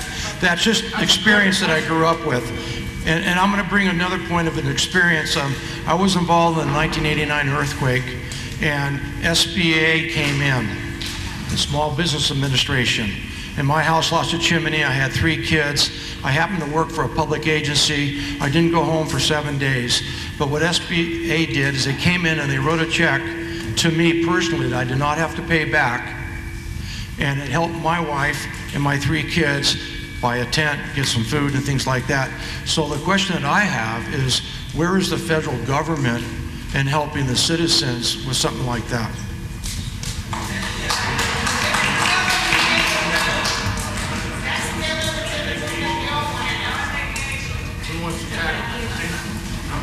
The state's done a good job by our panel. I compliment the state. Wow. Hi. Can you state what you do again? You're the Yeah. emergency coordinator for the county, is that right? I work for the state. I work for the Governor's Office of Emergency Services. And we have put many, many documents together. We are trying very, very hard to make the case that this should be a federally declared disaster. We're trying very hard.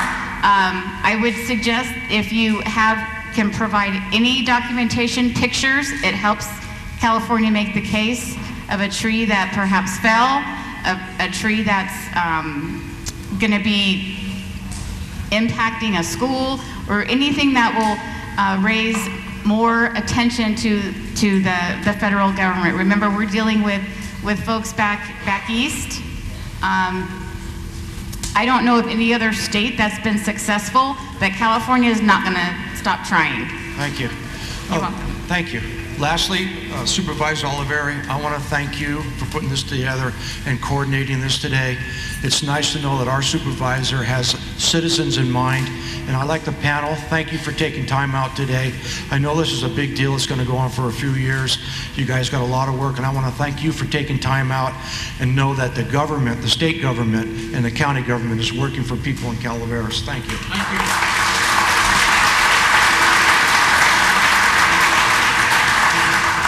I just wanted to echo what Dana said.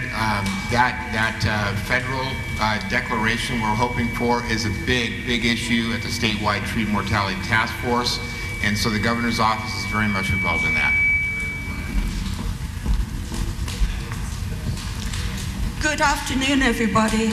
My name is Rosemary Wilson. I'm currently living in Arnold on Grenoble Drive. I have a couple of questions. I'd like to know what the Bureau of Land Management are doing with regard to dying trees on their land.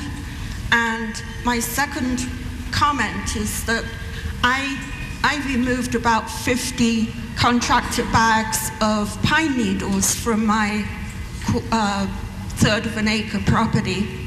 And I've now noticed, of course, because pine needles are a good form of mulch, that some of my shorter trees are dying. I wonder whether whether you would want to comment on the dangers associated with having pine needle mulch or other organic mulch to help the health of the existing live trees versus the fire danger of dead trees, in part produced by there being sort of red dirt and no organic matter to act as a mulch to help with the general health of the trees on private lots. Thank you.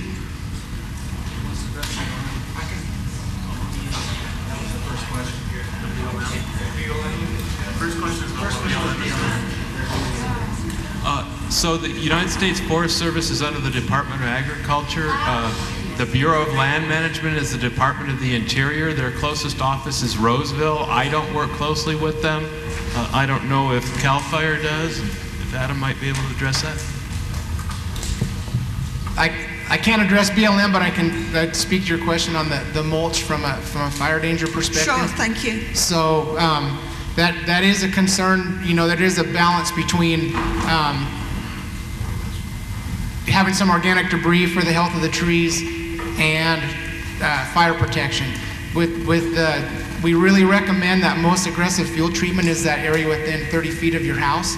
It is okay to have, we don't expect that 30 feet to be a parking lot with nothing in it. But breaking up the continuity of the fuels, there's three things that really influence fire behavior. There's the weather, the topography, and the fuels. And the topography and the weather is something that we can't do anything about, but the fuels is the one thing that we can modify to give us an advantage. So we really encourage that within that 30 feet of your house to have the most aggressive fuel treatment.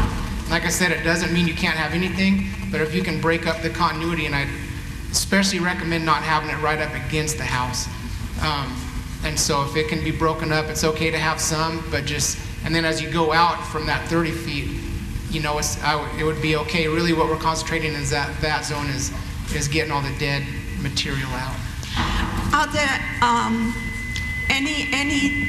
is there anything that homeowners can do on small lots to help with the health of the tree?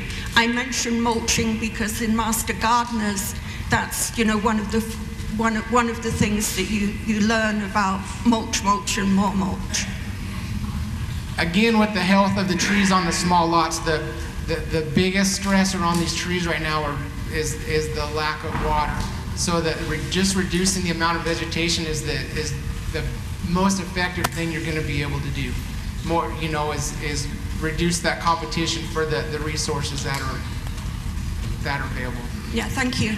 And from a fire prevention standpoint, please make sure that around the trees, try to just create a little bit of a ring around, down to bare mineral soil around the base of the trees, and limb them up.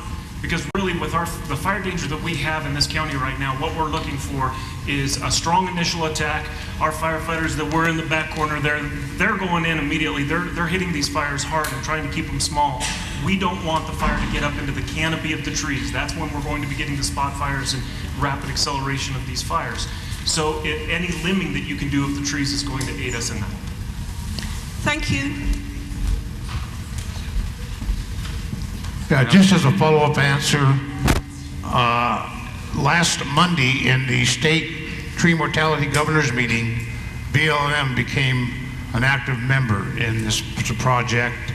They're just starting right now, so the movement is going towards the BLM. Once again, they've just come to the table, and those issues are being addressed right now by the committee.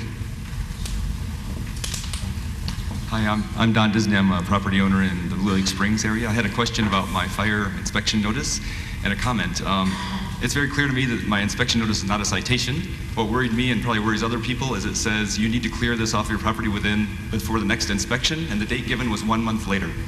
And there's no way that we can address this problem in 1 month. So this is why you get a lot of calls, because people say, I know I have to take care of this, but how can I do it in a month, and am I going to get a $450 fine for every tree? So could you maybe change the date on those so you don't worry? So here's how the process works. We'll do an initial inspection, and we usually give people 3 to 4 weeks to correct items that our inspectors need to be inspected. And then we'll do a second notice after that, and given another time frame. There's a lot of, so what we're looking for is, one, educating people on what they need to do to make their house more fire safe and their property more fire safe, and bring folks into compliance with the Public Resources Code. We recognize that and like I said earlier, if the trees are the only thing that are the violation, we'll definitely work with folks on a reasonable time frame. The number of the inspectors should be on there to give, you know, to talk to somebody. But what we're really concerned with is people doing nothing because they have dead trees. There's a lot of simple things you can do to minimize the risk to your house. Blowing the needles off your roof and gutters is huge. You know, getting needles off your deck and raking away from the house. Those are simple things that can be done, and what we're really looking for is progress. If the only thing that's left to do is deal with the large dead trees that are left, we'll definitely work with you on working on a timeline that's going to work for you as well. That's really great to hear at this meeting, and I really appreciate that. I think it'd be helpful for you, reduce the traffic flow for these volunteer coordinators who are overwhelmed with emails from people like me asking the same question. If you could just make some note on that form, if that's the only box checked, just make a note. We understand you can't do this in a month. Don't worry. Don't call us. Thank you very much.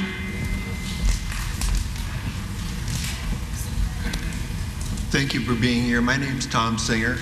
I have property within Blue Lake Springs. Just a quick piece of background for you. I have 11 dead tall ponderosa pines on my property. I have 8 tall ponderosa pines adjacent to me on undeveloped property that are dead. And there are over 15 on the next plot over that are also dead. I've been struggling to try to get all the information for me to be able to figure out what I can do to get the ones that I've got down, cut, removed, and what I need to do after that's all done to help prevent erosion, to also help figure out what to plant in place of these trees. And I'm not finding anything anywhere where I can go and get anything that tells me you're a homeowner, here are the things that you can do, whether it's public or private services, about cutting these trees down and getting them off the property. There's nothing out there that's helping me to say, hey, this is what you can do to help prevent erosion once they're down. And there's nothing out there that says, when they're down, okay, here's what you can plant in place of them, here's where you can find them, here's what we recommend. And I'm not finding anything out there that says, okay, you no longer have shade. So now here's the things that you might think about doing to your house to help you with this, because otherwise it's a desert. Help, please. This is probably a little off topic, but not completely. I go to a lot of tree mortality meetings with the public. I was at a very large one the other day in Amador County. Not quite this large, but close. There are 180 people there. And one thing I say at every one of these meetings that you don't always hear is this. It is now mid-August. Winter is about 3 months away.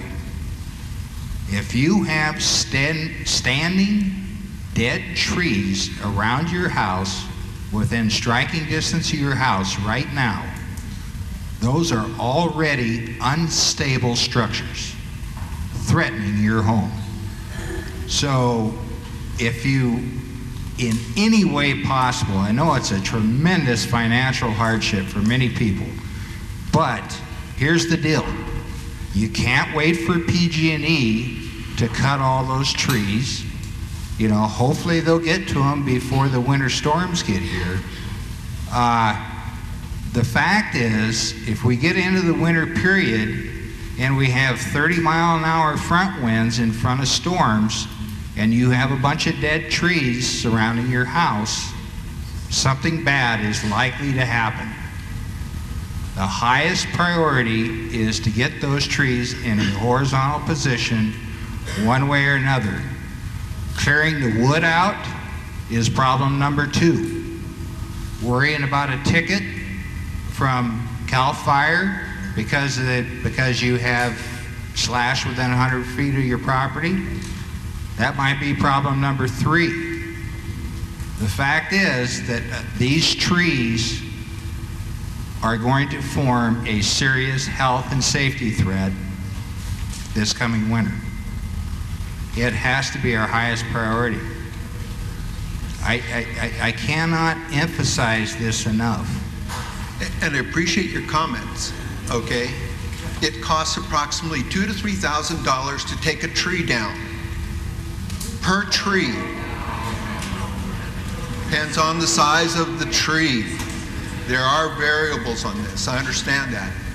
I don't have any control over the trees on the adjacent property or the property next to them. I'm looking for is some central site of information geared to a homeowner that says, here's the people, phone numbers, resources that you can call to get help. Not scattered amongst 15 websites.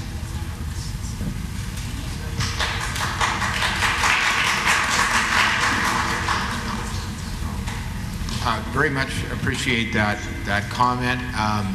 You know, part of this meeting is fact finding for us, and so those are the kinds of things we need to know and to continue to update our website on. So we can look into, as an example, you know, what do I replace my trees with? You know, what kind of vegetation am I looking at? Those kinds of things are very, very important.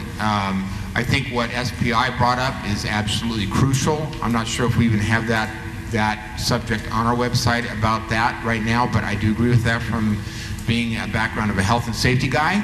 So I want to thank you for your inquiries and your comments, because those are things we can address on our website. Again, that's the county website at co.calaveras.ca.us. Thank you, and if you could get the information to the Blue Lake Springs people so that they can get it to us homeowners, that would be appreciated. Just one, if I can add, you at the end of your list of examples, you brought up a really interesting point, which is my house now is a lot hotter because I don't have the shade trees. And I will tell you that PG&E does, and we can link this with the county's website, if not already. PG&E does have a lot of resources in terms of that specific example, which is a unique byproduct of this whole situation is my house is actually hotter now because of the trees. So we can help with that as well.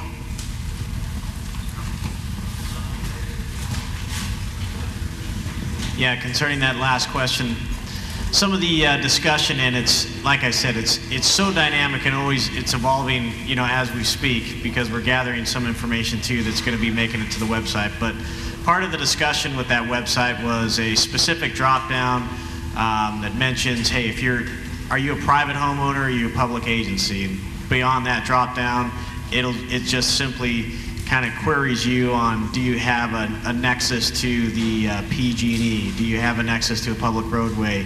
Are there any of these things? And if you go, well, I do, then hopefully it'll be able to bring you to a number to call for that particular entity to get you some relief. So I just wanted to mention those are some of the things that are coming up on that. Well, my name is Jane Olson, and I live in Arnold. And fortunately, my trees are okay at the moment. How long that lasts, I have no idea, as many of us are in that same situation. And I still feel like there's a big elephant in the room here. If you have access to PG&E land or National Forest land or AT&T land, you're going to get some help because those agencies have some help for public access. Is that correct?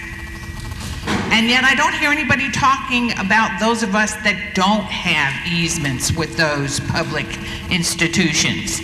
And what is going to be help for us? Is the only answer for us that it's a disaster relief that gets called?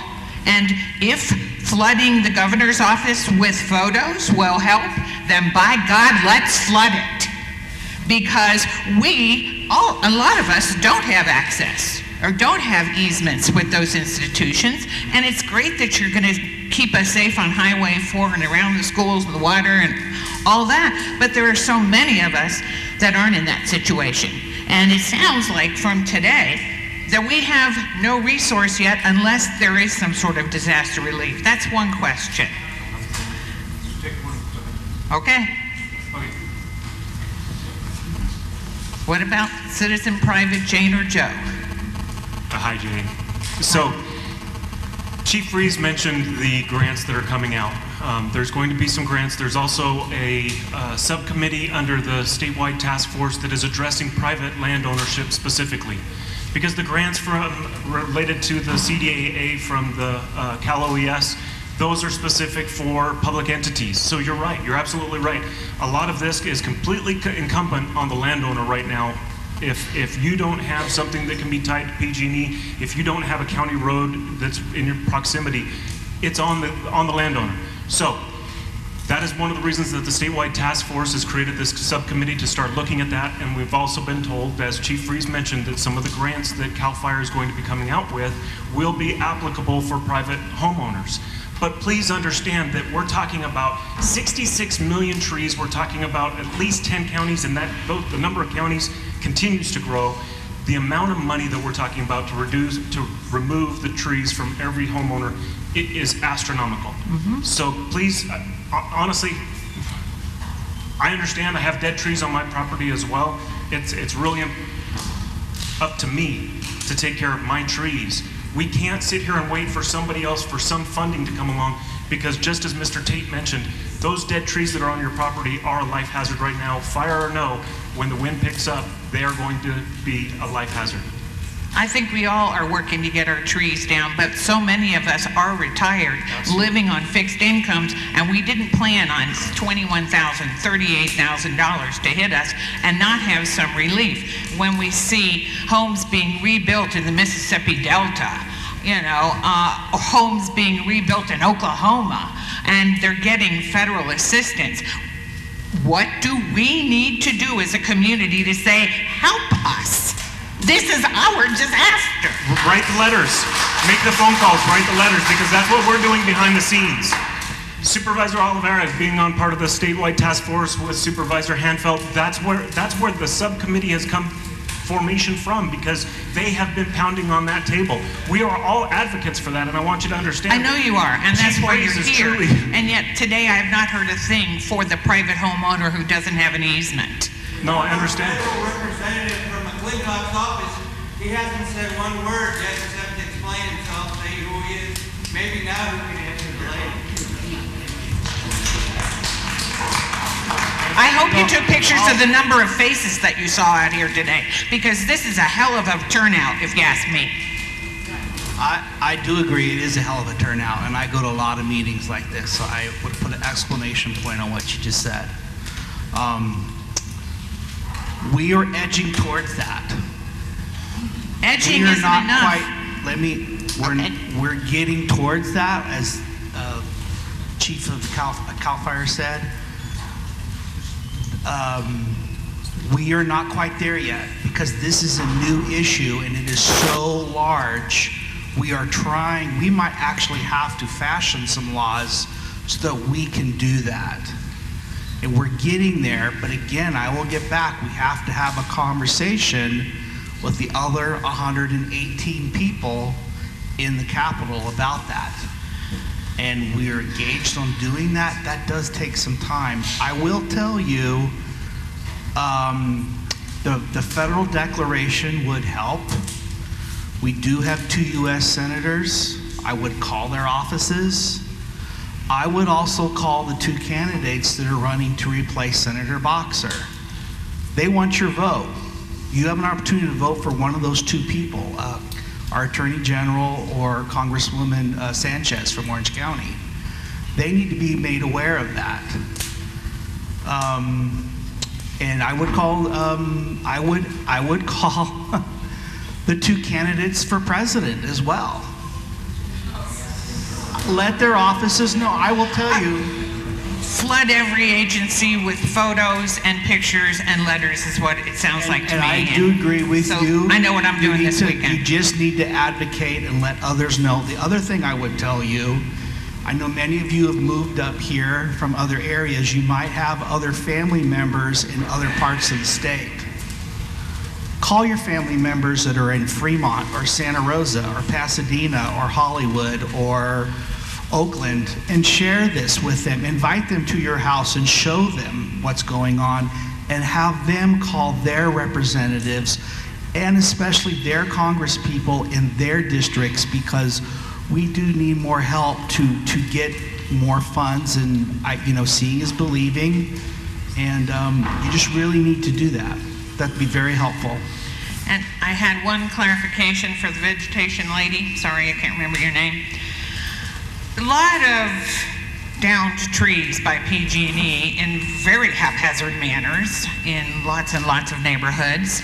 And yet I heard you say that you were coming in and you were chipping and you were cutting them into smaller pieces. And yet I've seen the same trees laying on lots of property for a year and a half, maybe more, and nothing's being done. Do those people need to come in and notify you and get another form filled out to have you come in and cut them up and take them away? If you don't mind, we could pass the microphone down there in a minute. If I can comment real quick on the federal level. Two of the examples you cited, you saw, homes are being rebuilt in Oklahoma or in the Gulf after disasters occur. And that's one of the problems we have, is that FEMA will respond federally with funds after a disaster occurs, but a slow-moving, pending disaster is what we're seeing now. Those funds aren't necessarily available for that. So the 3 bills that I mentioned in my introduction apply to one of them is the long-term fix that we see, and another one is a more short-term, immediate fix, and I can go through those briefly if that's all right. The first one that Congressman McClintock introduced last month is the Emergency Forest Restoration Act. It's H.R. 5860.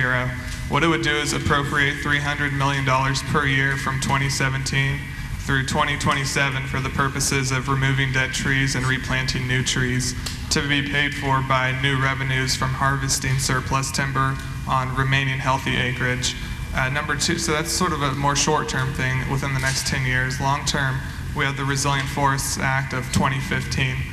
That would streamline fire and disease prevention programs. It would expedite restoration of fire-damaged lands, and it would protect forest managers from frivolous lawsuits. That's currently laboring in the United States Senate, so by all means, please help us with that and make some phone calls. And 3 is the Local Management Act. And that would restore the close working relationship between local communities and federal land managers. And it would give local governments and the communities a greater say in decisions that directly affect their economies. So local governments and the communities itself would have a greater say in land management that will affect their economies and their health and safety as well. So we totally understand the elephant in the room that you mentioned. Obviously, it's the elephant in the room, and we're all working to try to strategize on how to address that. From the wider perspective, nearly half of our district, the 4th Congressional District, and the 10-county area that we keep talking about, a lot of that is federal land, and a lot of our most poorest managed land and the highest tree mortality rates are on federal land right now. So while private property is a huge concern, probably the reason most of you came here today, to address the wider problem is what we're trying to do with those 3 bills that I mentioned. I don't know if PG&E wanted to respond to your second comment.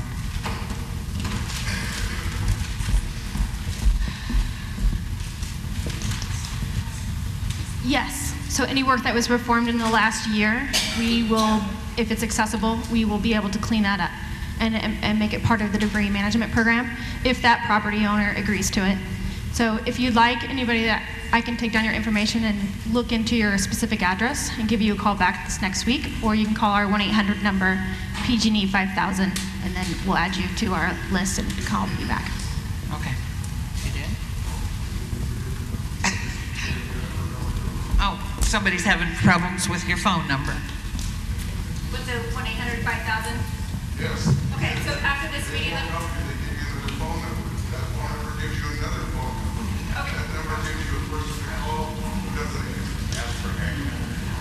let me do your information after this, and I'll call you back.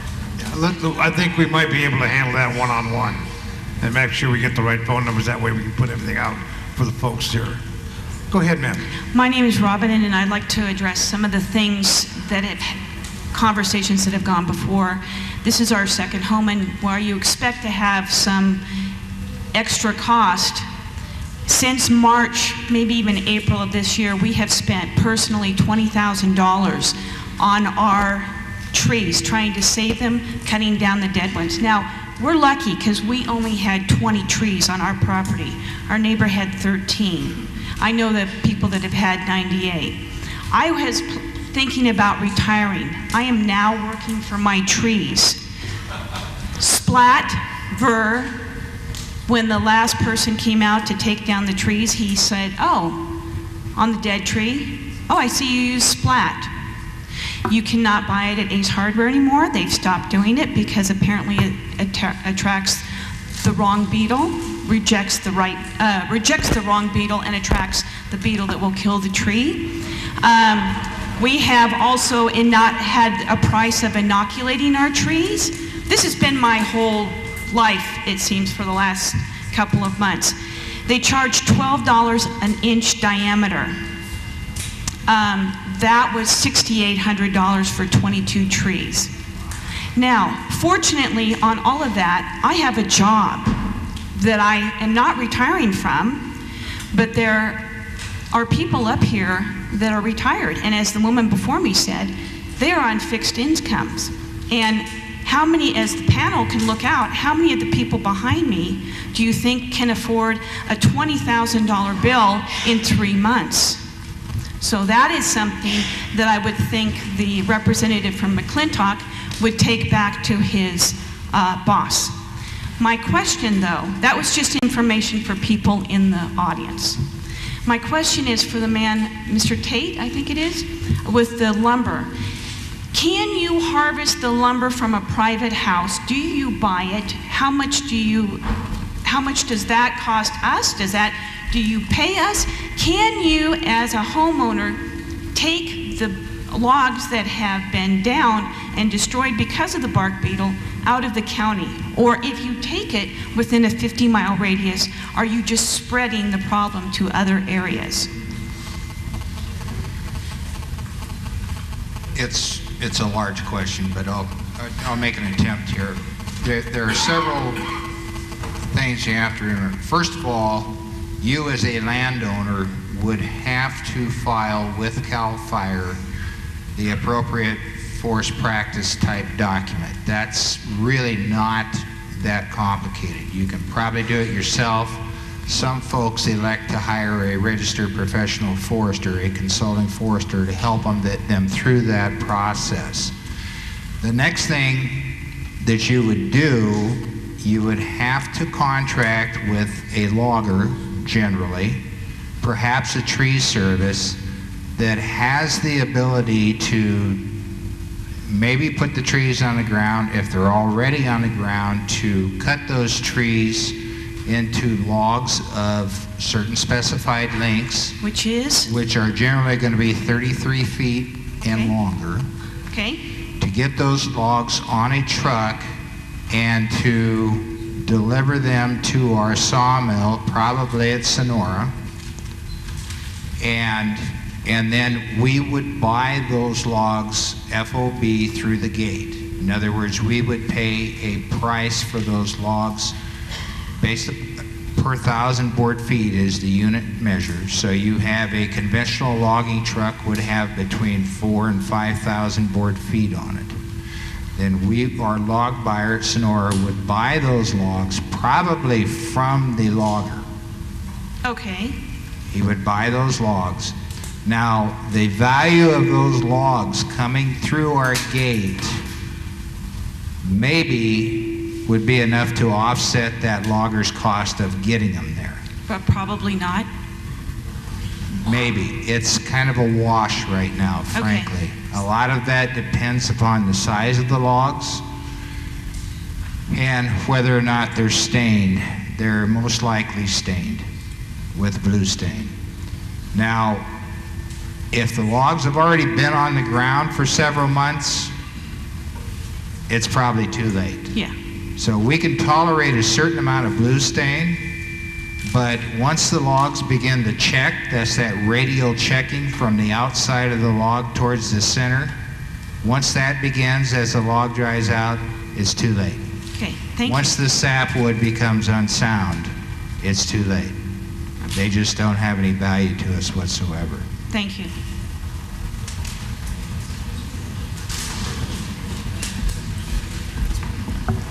Dale Pilgrim, and I'm representing private property owners primarily, although I'd like to go back to the issue of the elephant in the room that started with Mr. Ellis. I've never heard the answer yet. We've heard rumors of states, not California yet, other states have been able to spray the state in their forests and kill this thing in a year. I'm talking about prevent future expansion of the beetle kills. So can anybody tell me that's never been true and those states are lying? Or is it strictly the fact in California we're only allowed to use any chemicals that basically couldn't kill a fly? So, does anybody have an answer to that? Because I've never heard. There's several people taking a crack at you up there on this subject. I've heard no answer to it as something in the future we could hope for, where we got 66 million trees now going to 466 million in 3 years. So we have no defensive plan for that. That's the first question.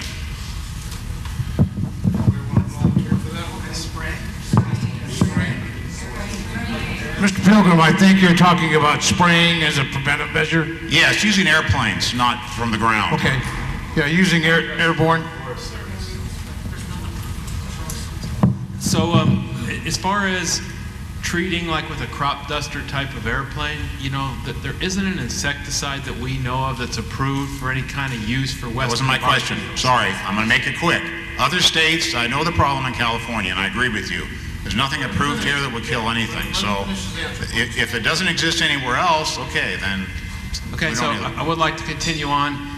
We get appealed and litigated just trying to use Roundup to reduce seedlings that we plant, let alone using a broadcast of an insecticide. We used to use a herbicide that we would broadcast from a helicopter. We got shut down on that about 30 years ago by environmentalists. I don't know what more to say about, like I said, we can't even use Roundup around seedlings without getting litigated now as the U.S. Forest Service. So again, that's another one, and I think Dana and Matt were clear, you know, call your representatives. It really is a problem. We don't know of anything right now to use, you know, aerially to treat the trees. I understand in California. So, and there's nothing pursuing that. We're currently trapped in that environmental situation. To your knowledge, the only answer we've got from what I've heard up there is we can't manage them, we can't move them fast enough. We need a rimfire kind of fire to basically wipe out the entire forest. Is that's, I guess that's where we're going, right? It doesn't really stop the problem of the edge of a fire where the trees are all weakened by the fire. It just kind of continues to propagate the bark beetle problem. Why can't the governor declare an emergency and allow some of these chemicals to be used? Even suspend those laws so that we can reduce the number of beetles in the state. What chemicals? Wait a minute. I'm sorry. Come on now. Come on. Mr. Ellis, my question is what chemicals? Because when we look at what happened in Colorado, the lodgepole pine, that devastated Colorado. When you look back in the late 80s with Yellowstone, it devastated Yellowstone, and then we had the Yellowstone fire in 1988. So to say that there's a magical chemical out there, but in California we're not allowed to use it, I'm not aware of one. If there is an option, I can tell you that looking at the statewide task force, you saw that list of entities that are all working to try to find a solution. I want you to understand that we're your advocates up here, but I'm not aware of anything, and I ask anybody on the panel to be able to enlighten me of any chemical out there that works. That's the answer I was looking for. There we go. Nobody knows anything that can be done as a preventive nature. Other than, of course, we know the thinning, we know the other things that can be done. I'm talking about some kind of application, aerial application. My next question should be simpler. Alicia? Could I get one more, Dale? Just one. Alicia, I have several people have asked me, homeowners, who had originally had the trees taken down by PG&E, and they thank you very much. And it was in the last year. But being eager beavers, they paid to have the trees removed, the trunks and the slash. Their only question was, during something in the last year, could you possibly have a program, not dealing with each one of them, but basically a flat fee that you know it costs to remove the trees and the slash, where you say, yeah, we know all the ones we took down, here's whatever it is per tree, and give them a reimbursement for that, for those folks that went through that expense. Is that possible? So the trees that were moved was previous to the last year and a half? You started this program, I think you're supporting it for the last year or so, if it was still on the ground. Would we give reimbursement? This would be people that basically, yes, they paid to remove those trees and the debris in many cases because it wasn't removed either. No. So can you think of any program that would be supported by PG&E to not deal with them, just have a flat fee where you would basically reimburse them because they went ahead and did it? They could file a claim, but No, we would not reimburse them for the slash they cleaned up. Okay, thank you. I just quickly want to address Mr. Ellis's comment about the gubernatorial declaration. There are some things that are set aside, and I can't speak specifically what they are, but part of that declaration does set aside some of what would be normally the restrictions on private, on industry, etc., whether it be Regional Water Quality Control Board or the State Water Board, etc. So just to let you know that some of that has been covered. So I was just informed that, yes, the governor has declared an emergency where you could do some of this if there was a chemical. I was unaware there is no chemical. I heard that there are some chemicals. But number two, the federal government has done nothing on NEPA. The same thing needs to be done on NEPA so we can do the same kind of approach on federal land. This needs to be a joint. You can't be federal government versus state government. Mr. Ellis, I hate to cut you short. We have a question here, but just to answer you real quick, we are doing that on those fronts. If you look at some videotapes of Congressman McClintock's office visit in Town Hall, that's exactly the issue we're addressing, is the NEPA issues and the CEQA issues that the governor has put aside, if you will, on the tree mortality, and that's a very general statement. We are moving that direction. They were right. Everybody on that committee is pounding on the table and knocking on the doors of our congressmen, and folks, we got their ears. They're at least listening to us. Thank you very much. Go ahead, sir. Thank you.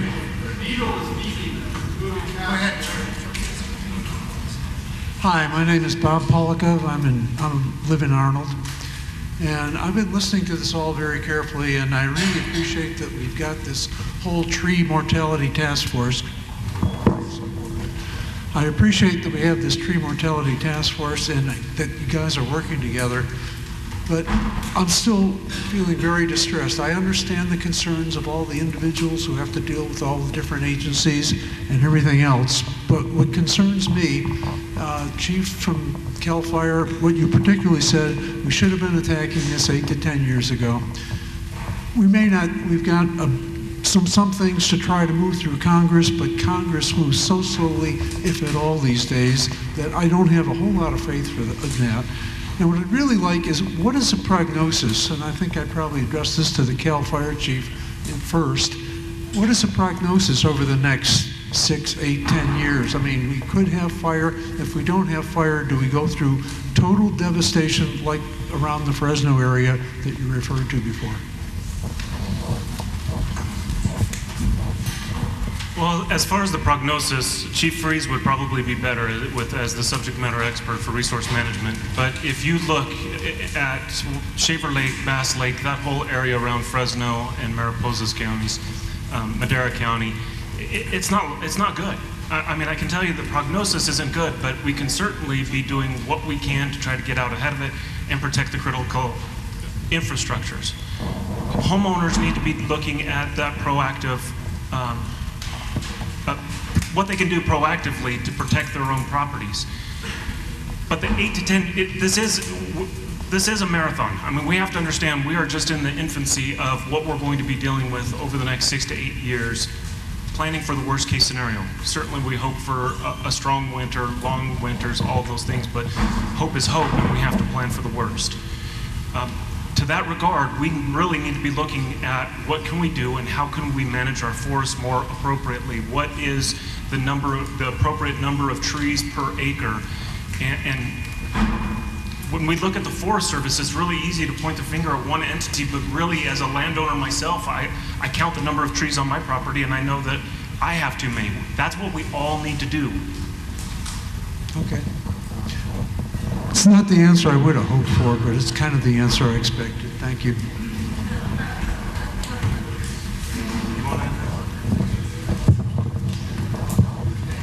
Hi, I'm Lisa Mutertees, and I had a couple of follow-up questions from people that were here earlier that wanted some clarification.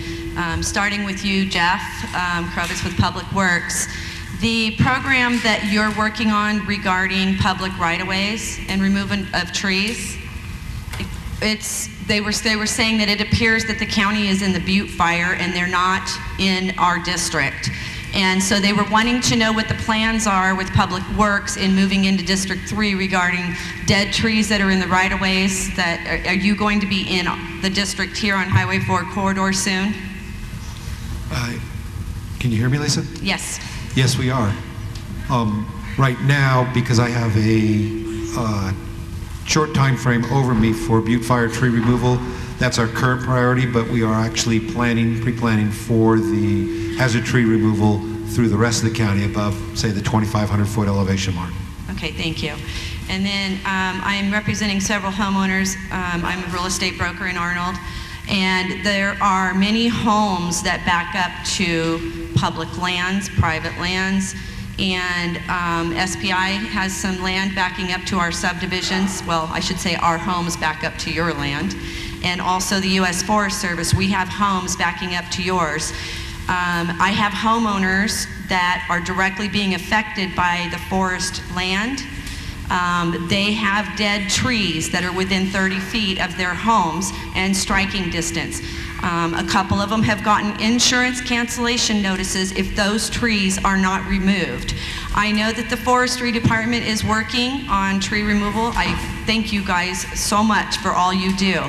But is there a way to get on a priority list if we have such an incident where we have a home and they have dead trees within striking distance before winter comes?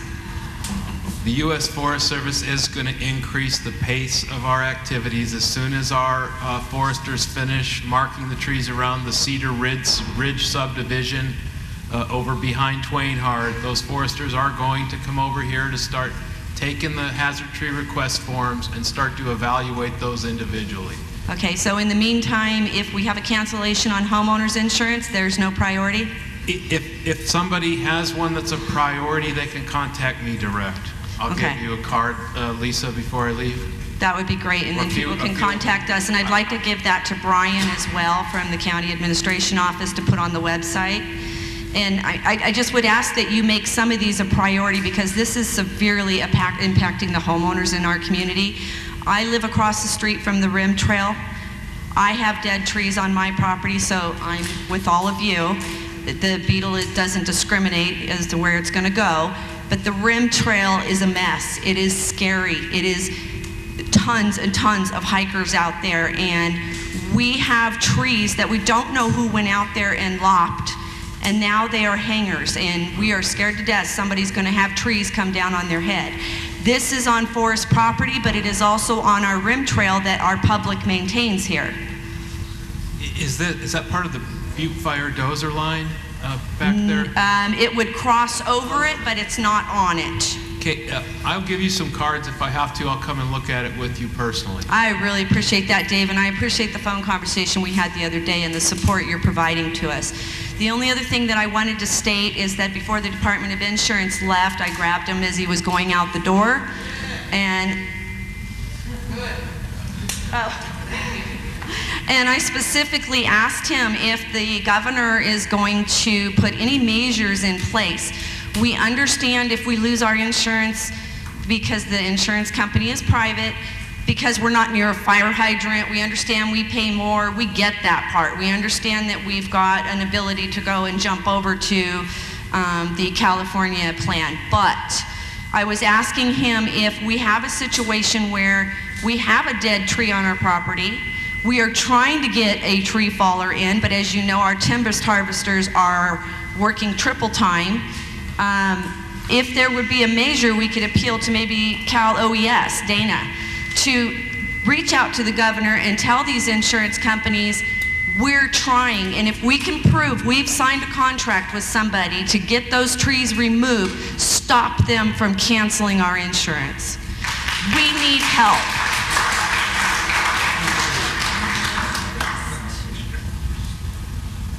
That's a really good question. I don't know. I don't participate in the Governor's Tree Task Force, so I don't know if it has come up, but it's something certainly that Supervisor Oliveira can take to the task force so they can work with the insurance commissioner to see if he can enforce some of that. Okay. I'm not sure of the laws that So we've been dealing with this in Tuolumne County. After the rim fire, we had a number of different insurance companies that just canceled the policies on homeowners, or they quadrupled, tripled, I mean, just a number of different policy issues that our homeowners went through. Craig Pedro, the CAO for Tuolumne, and I actually went down to the Department of Insurance down in Sacramento and had a meeting about this. Here's the recommendation that I can make for people is talk with your insurance company. They won't share with you exactly what their underwriting is and how they develop their the risk assessment for their individual company. But one of the tools, we've all heard of ISO, and when we talk about ISO ratings, and Chief Johnson knows exactly what I'm talking about, oftentimes people think about PPC, and it's the PPC rating. Insurance companies out in the rural environment are now using a new program offered up by ISO. ISO is a private company that develops risk management. This new program is called Fireline. My recommendation is to really emphasize to the Department of Insurance that Fireline was never intended by ISO to be a standalone risk assessment tool.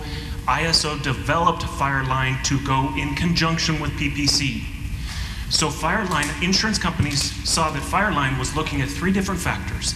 They looked at the fuel that your home or residence or whatever you're insuring, the fuel of the area, the topography of the area, and whether or not your road is a dead-end road.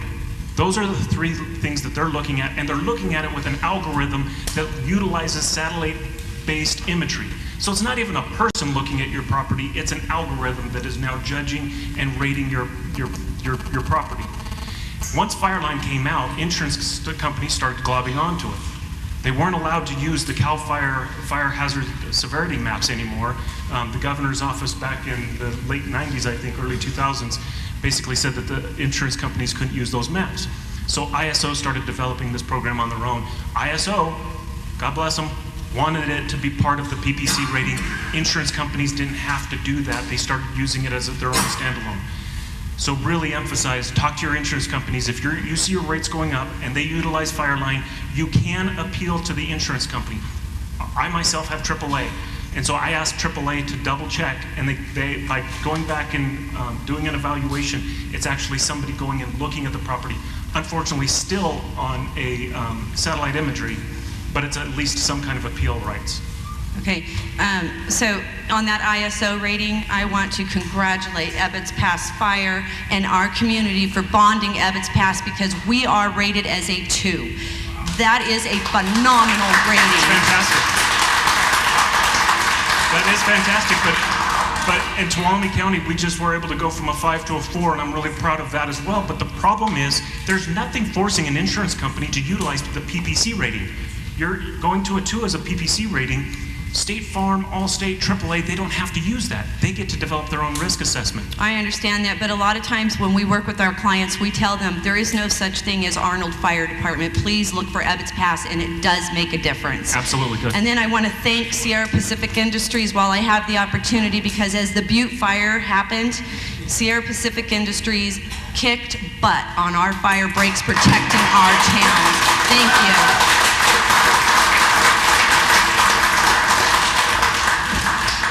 My name is Les Olson. I live in Arnold.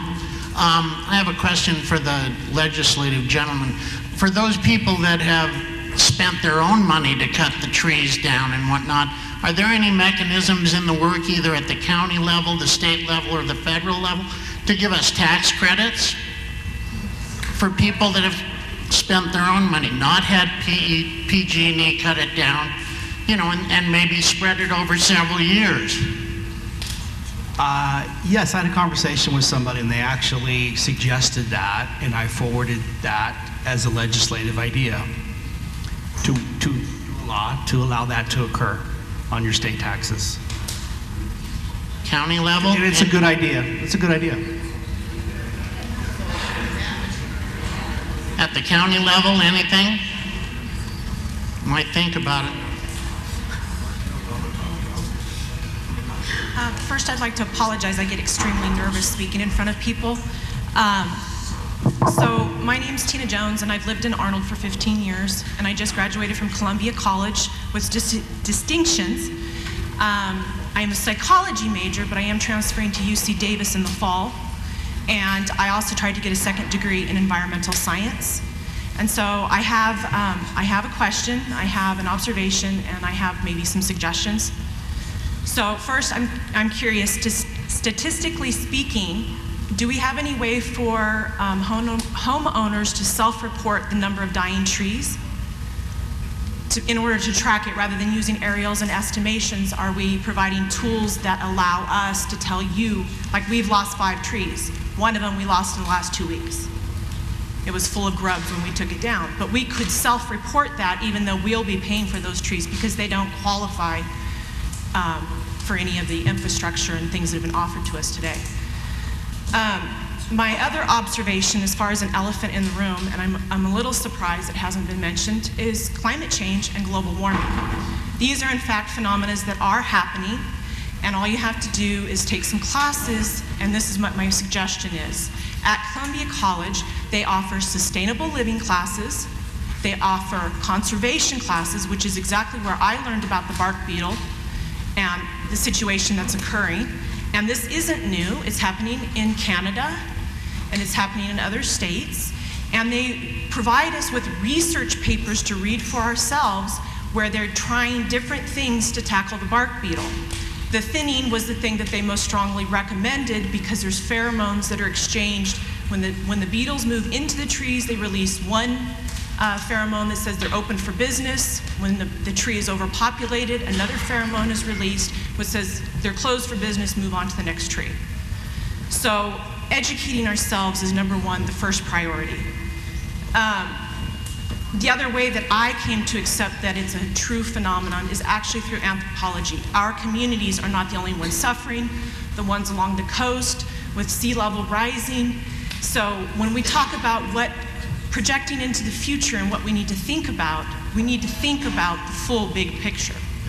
Excuse me for interrupting.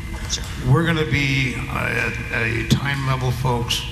I want to make sure we get one-on-one time, so if we can conclude and ask your question, I'd really appreciate it. I think my only question was if they could set up some kind of a way for us to self-report what trees we're losing so they can track the statistics that way. Oh, I'm sorry, there was one other thing I wanted to say. I heard a lot of support for aerial spraying. And the thing that we don't consider is those chemicals are then in our watersheds and in our water, and then we consume it, and then we have higher rates of cancers. And we know that Monsanto's sprays are linked to cancer now. Those are research, there's papers to support it. I'm done. Thank you.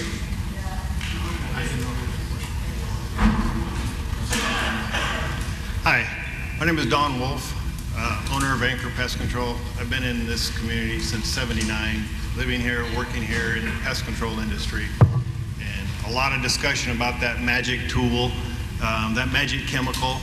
I agree, there is none. Management, number one, water source, the chemical that was brought up, carbaryl. Been in many discussions. I've used it personally over the last 20 years, 30 years. Raise this up a little bit. I have got a limited approval from our county agri commissioner to use that product on a site-by-site basis. It's not going to be widespread. It's been actually banned for over 20-something years here. There are other tools that are effective. Again, not the magic wand, but any benefit, any protective or preventative measure that we can do can help reduce the loss of our trees. Not meaning this to be a sales pitch, but everybody here has an interest in their trees. Obviously, the cost of the removal, the cost of property value loss after the tree is gone. So that management and keeping the property protected the best you can is certainly a viable thing to do. Thank you, Don. Thank you. I believe we have 2 more people in line, then we'll get hopefully to Hi, my name is Karen Hendricks, and I live in Mountain Ranch. I live in Mountain Ranch.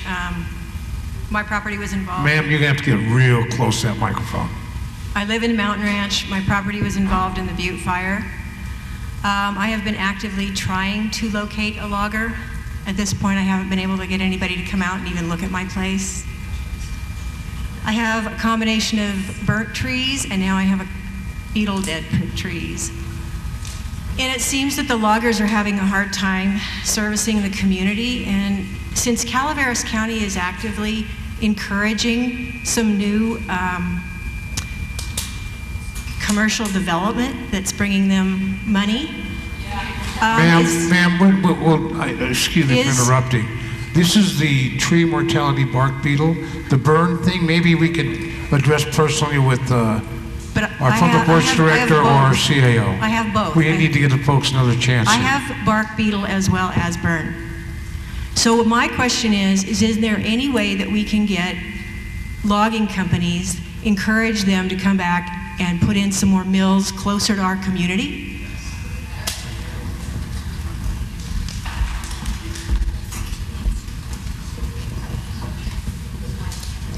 We employ probably, or we contract for our own purposes. We contract probably 3/4 of the logging infrastructure in the area. And it's becoming a problem for us as well. This has been a slow process, probably over about the last 30 years. It's not a business that a lot of people are getting into. The minimum initial equipment cost for someone to get in that business right now is probably about $1.3 million. I mean, just 3 pieces of equipment alone, 3 necessary pieces of equipment can come to $1 million. So, and this is a business that typically does not run all year. They operate about 7 months out of the year. Well, at least they used to when we used to have winters. But, so the lack of logging infrastructure and particularly log truck capacity is hurting us all up and down the state, particularly down here with all of the potential logging activity that's out there. You got the rim fires pretty much wound down, but folks are still harvesting on the King fire in El Dorado County.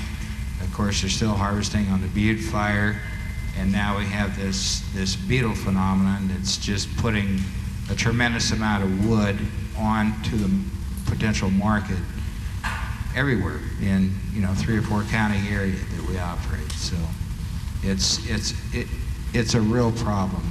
There is a shortage right now. Right? There's no quick solution. Yeah, insofar as building more sawmill capacity, our company would probably do that, but we need long-term guarantees from the Forest Service in particular within a working circle of about 100 million board feet a year. Well, prior to the insect epidemic, the Stanislaus National Forest, we're lucky if we saw them offer 30 million board feet in a year. Building a sawmill is not a quick or inexpensive thing. It would take 3 or 4 years just to get it permitted and built at a cost of millions and millions of dollars. So it's simply not anything we're going to jump into,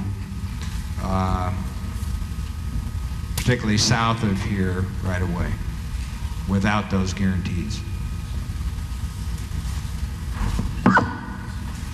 Can you hear me? Good. My name is Sam Ibrahim. I have owned a cabin since 1985 in Arnold. And thank you, Supervisor Oliveira, for your article. I read this article in the July 22nd. And I'm also a chemist and a teacher. My lectures are 50 minutes long. How much time do I have? Now, as a chemist, I would like to tell you this. A chemical that will kill a bug can kill you and many animals as well.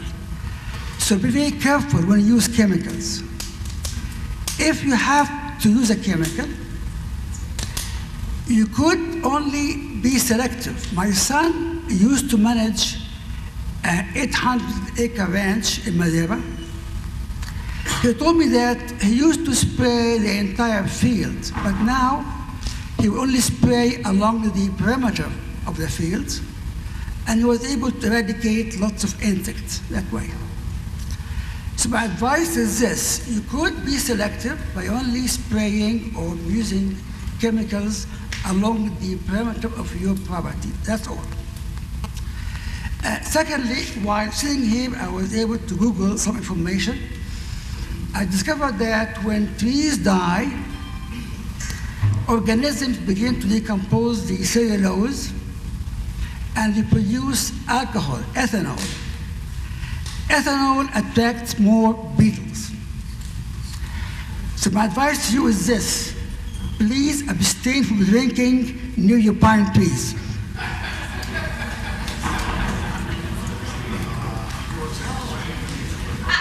There you go.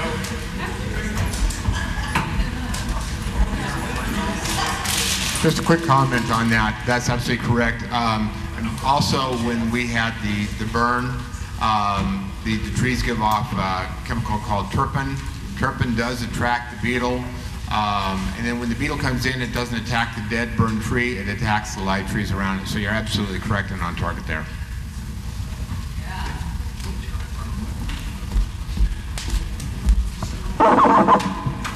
I would just like to follow up. I've been here through the whole meeting, and when I started out, I talked about, it wasn't spraying, it was about mechanical removal of the perimeter of the bug-infested areas and making that a priority. It's like, a good example, it's like fly paper. If you want to get rid of flies, you drop fly paper and the flies go to it. These green trees around the perimeter of these infested areas are like, they attract the beetle. The green trees attract the beetle. You get them in those trees, you cut them down, you remove them from the site, and you haven't eliminated the beetle, but what you've done is you've greatly reduced the amount of beetles in these infestation areas. And it's a matter of priorities when we come to the resources that we have. And that's what I was trying to say in the beginning on this. If there is a spray that's available, I think we should use it to do the same thing, but you're still stuck with having to remove those trees sooner or later. But I'm just saying, in order to deal with the bug situation, we need to be aggressive where they're at. It's not in the dead trees. The dead trees is a health and safety issue, but it's not, removing the dead trees is not helping us with the beetle infestation. Thank you, Mr. Ellis. Ladies and gentlemen, I guess that'll conclude our Q&A. I want you to join me in a big applause for our panel.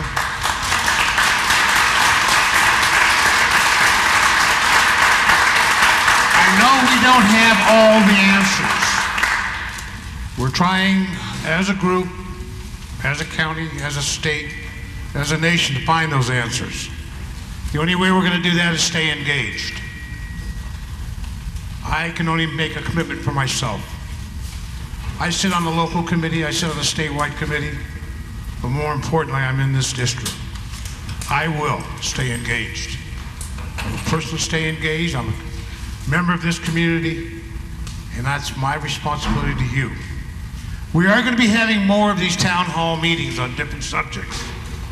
I want to remind everybody, next Saturday, we've got the town hall meeting at Blue Lake Springs Amphitheater at their homeowner association with Sheriff DiBasilio. Please contact me. My names and my contact numbers are on that table over there. Also as listed is the websites for more information about the bark beetle issues. Before I close this down and let you folks go one-on-one with the panel, keep in mind they've been up here for 3 hours, so don't beat them up too much. Is there anything I can answer real quick? Thank you very much for coming, folks.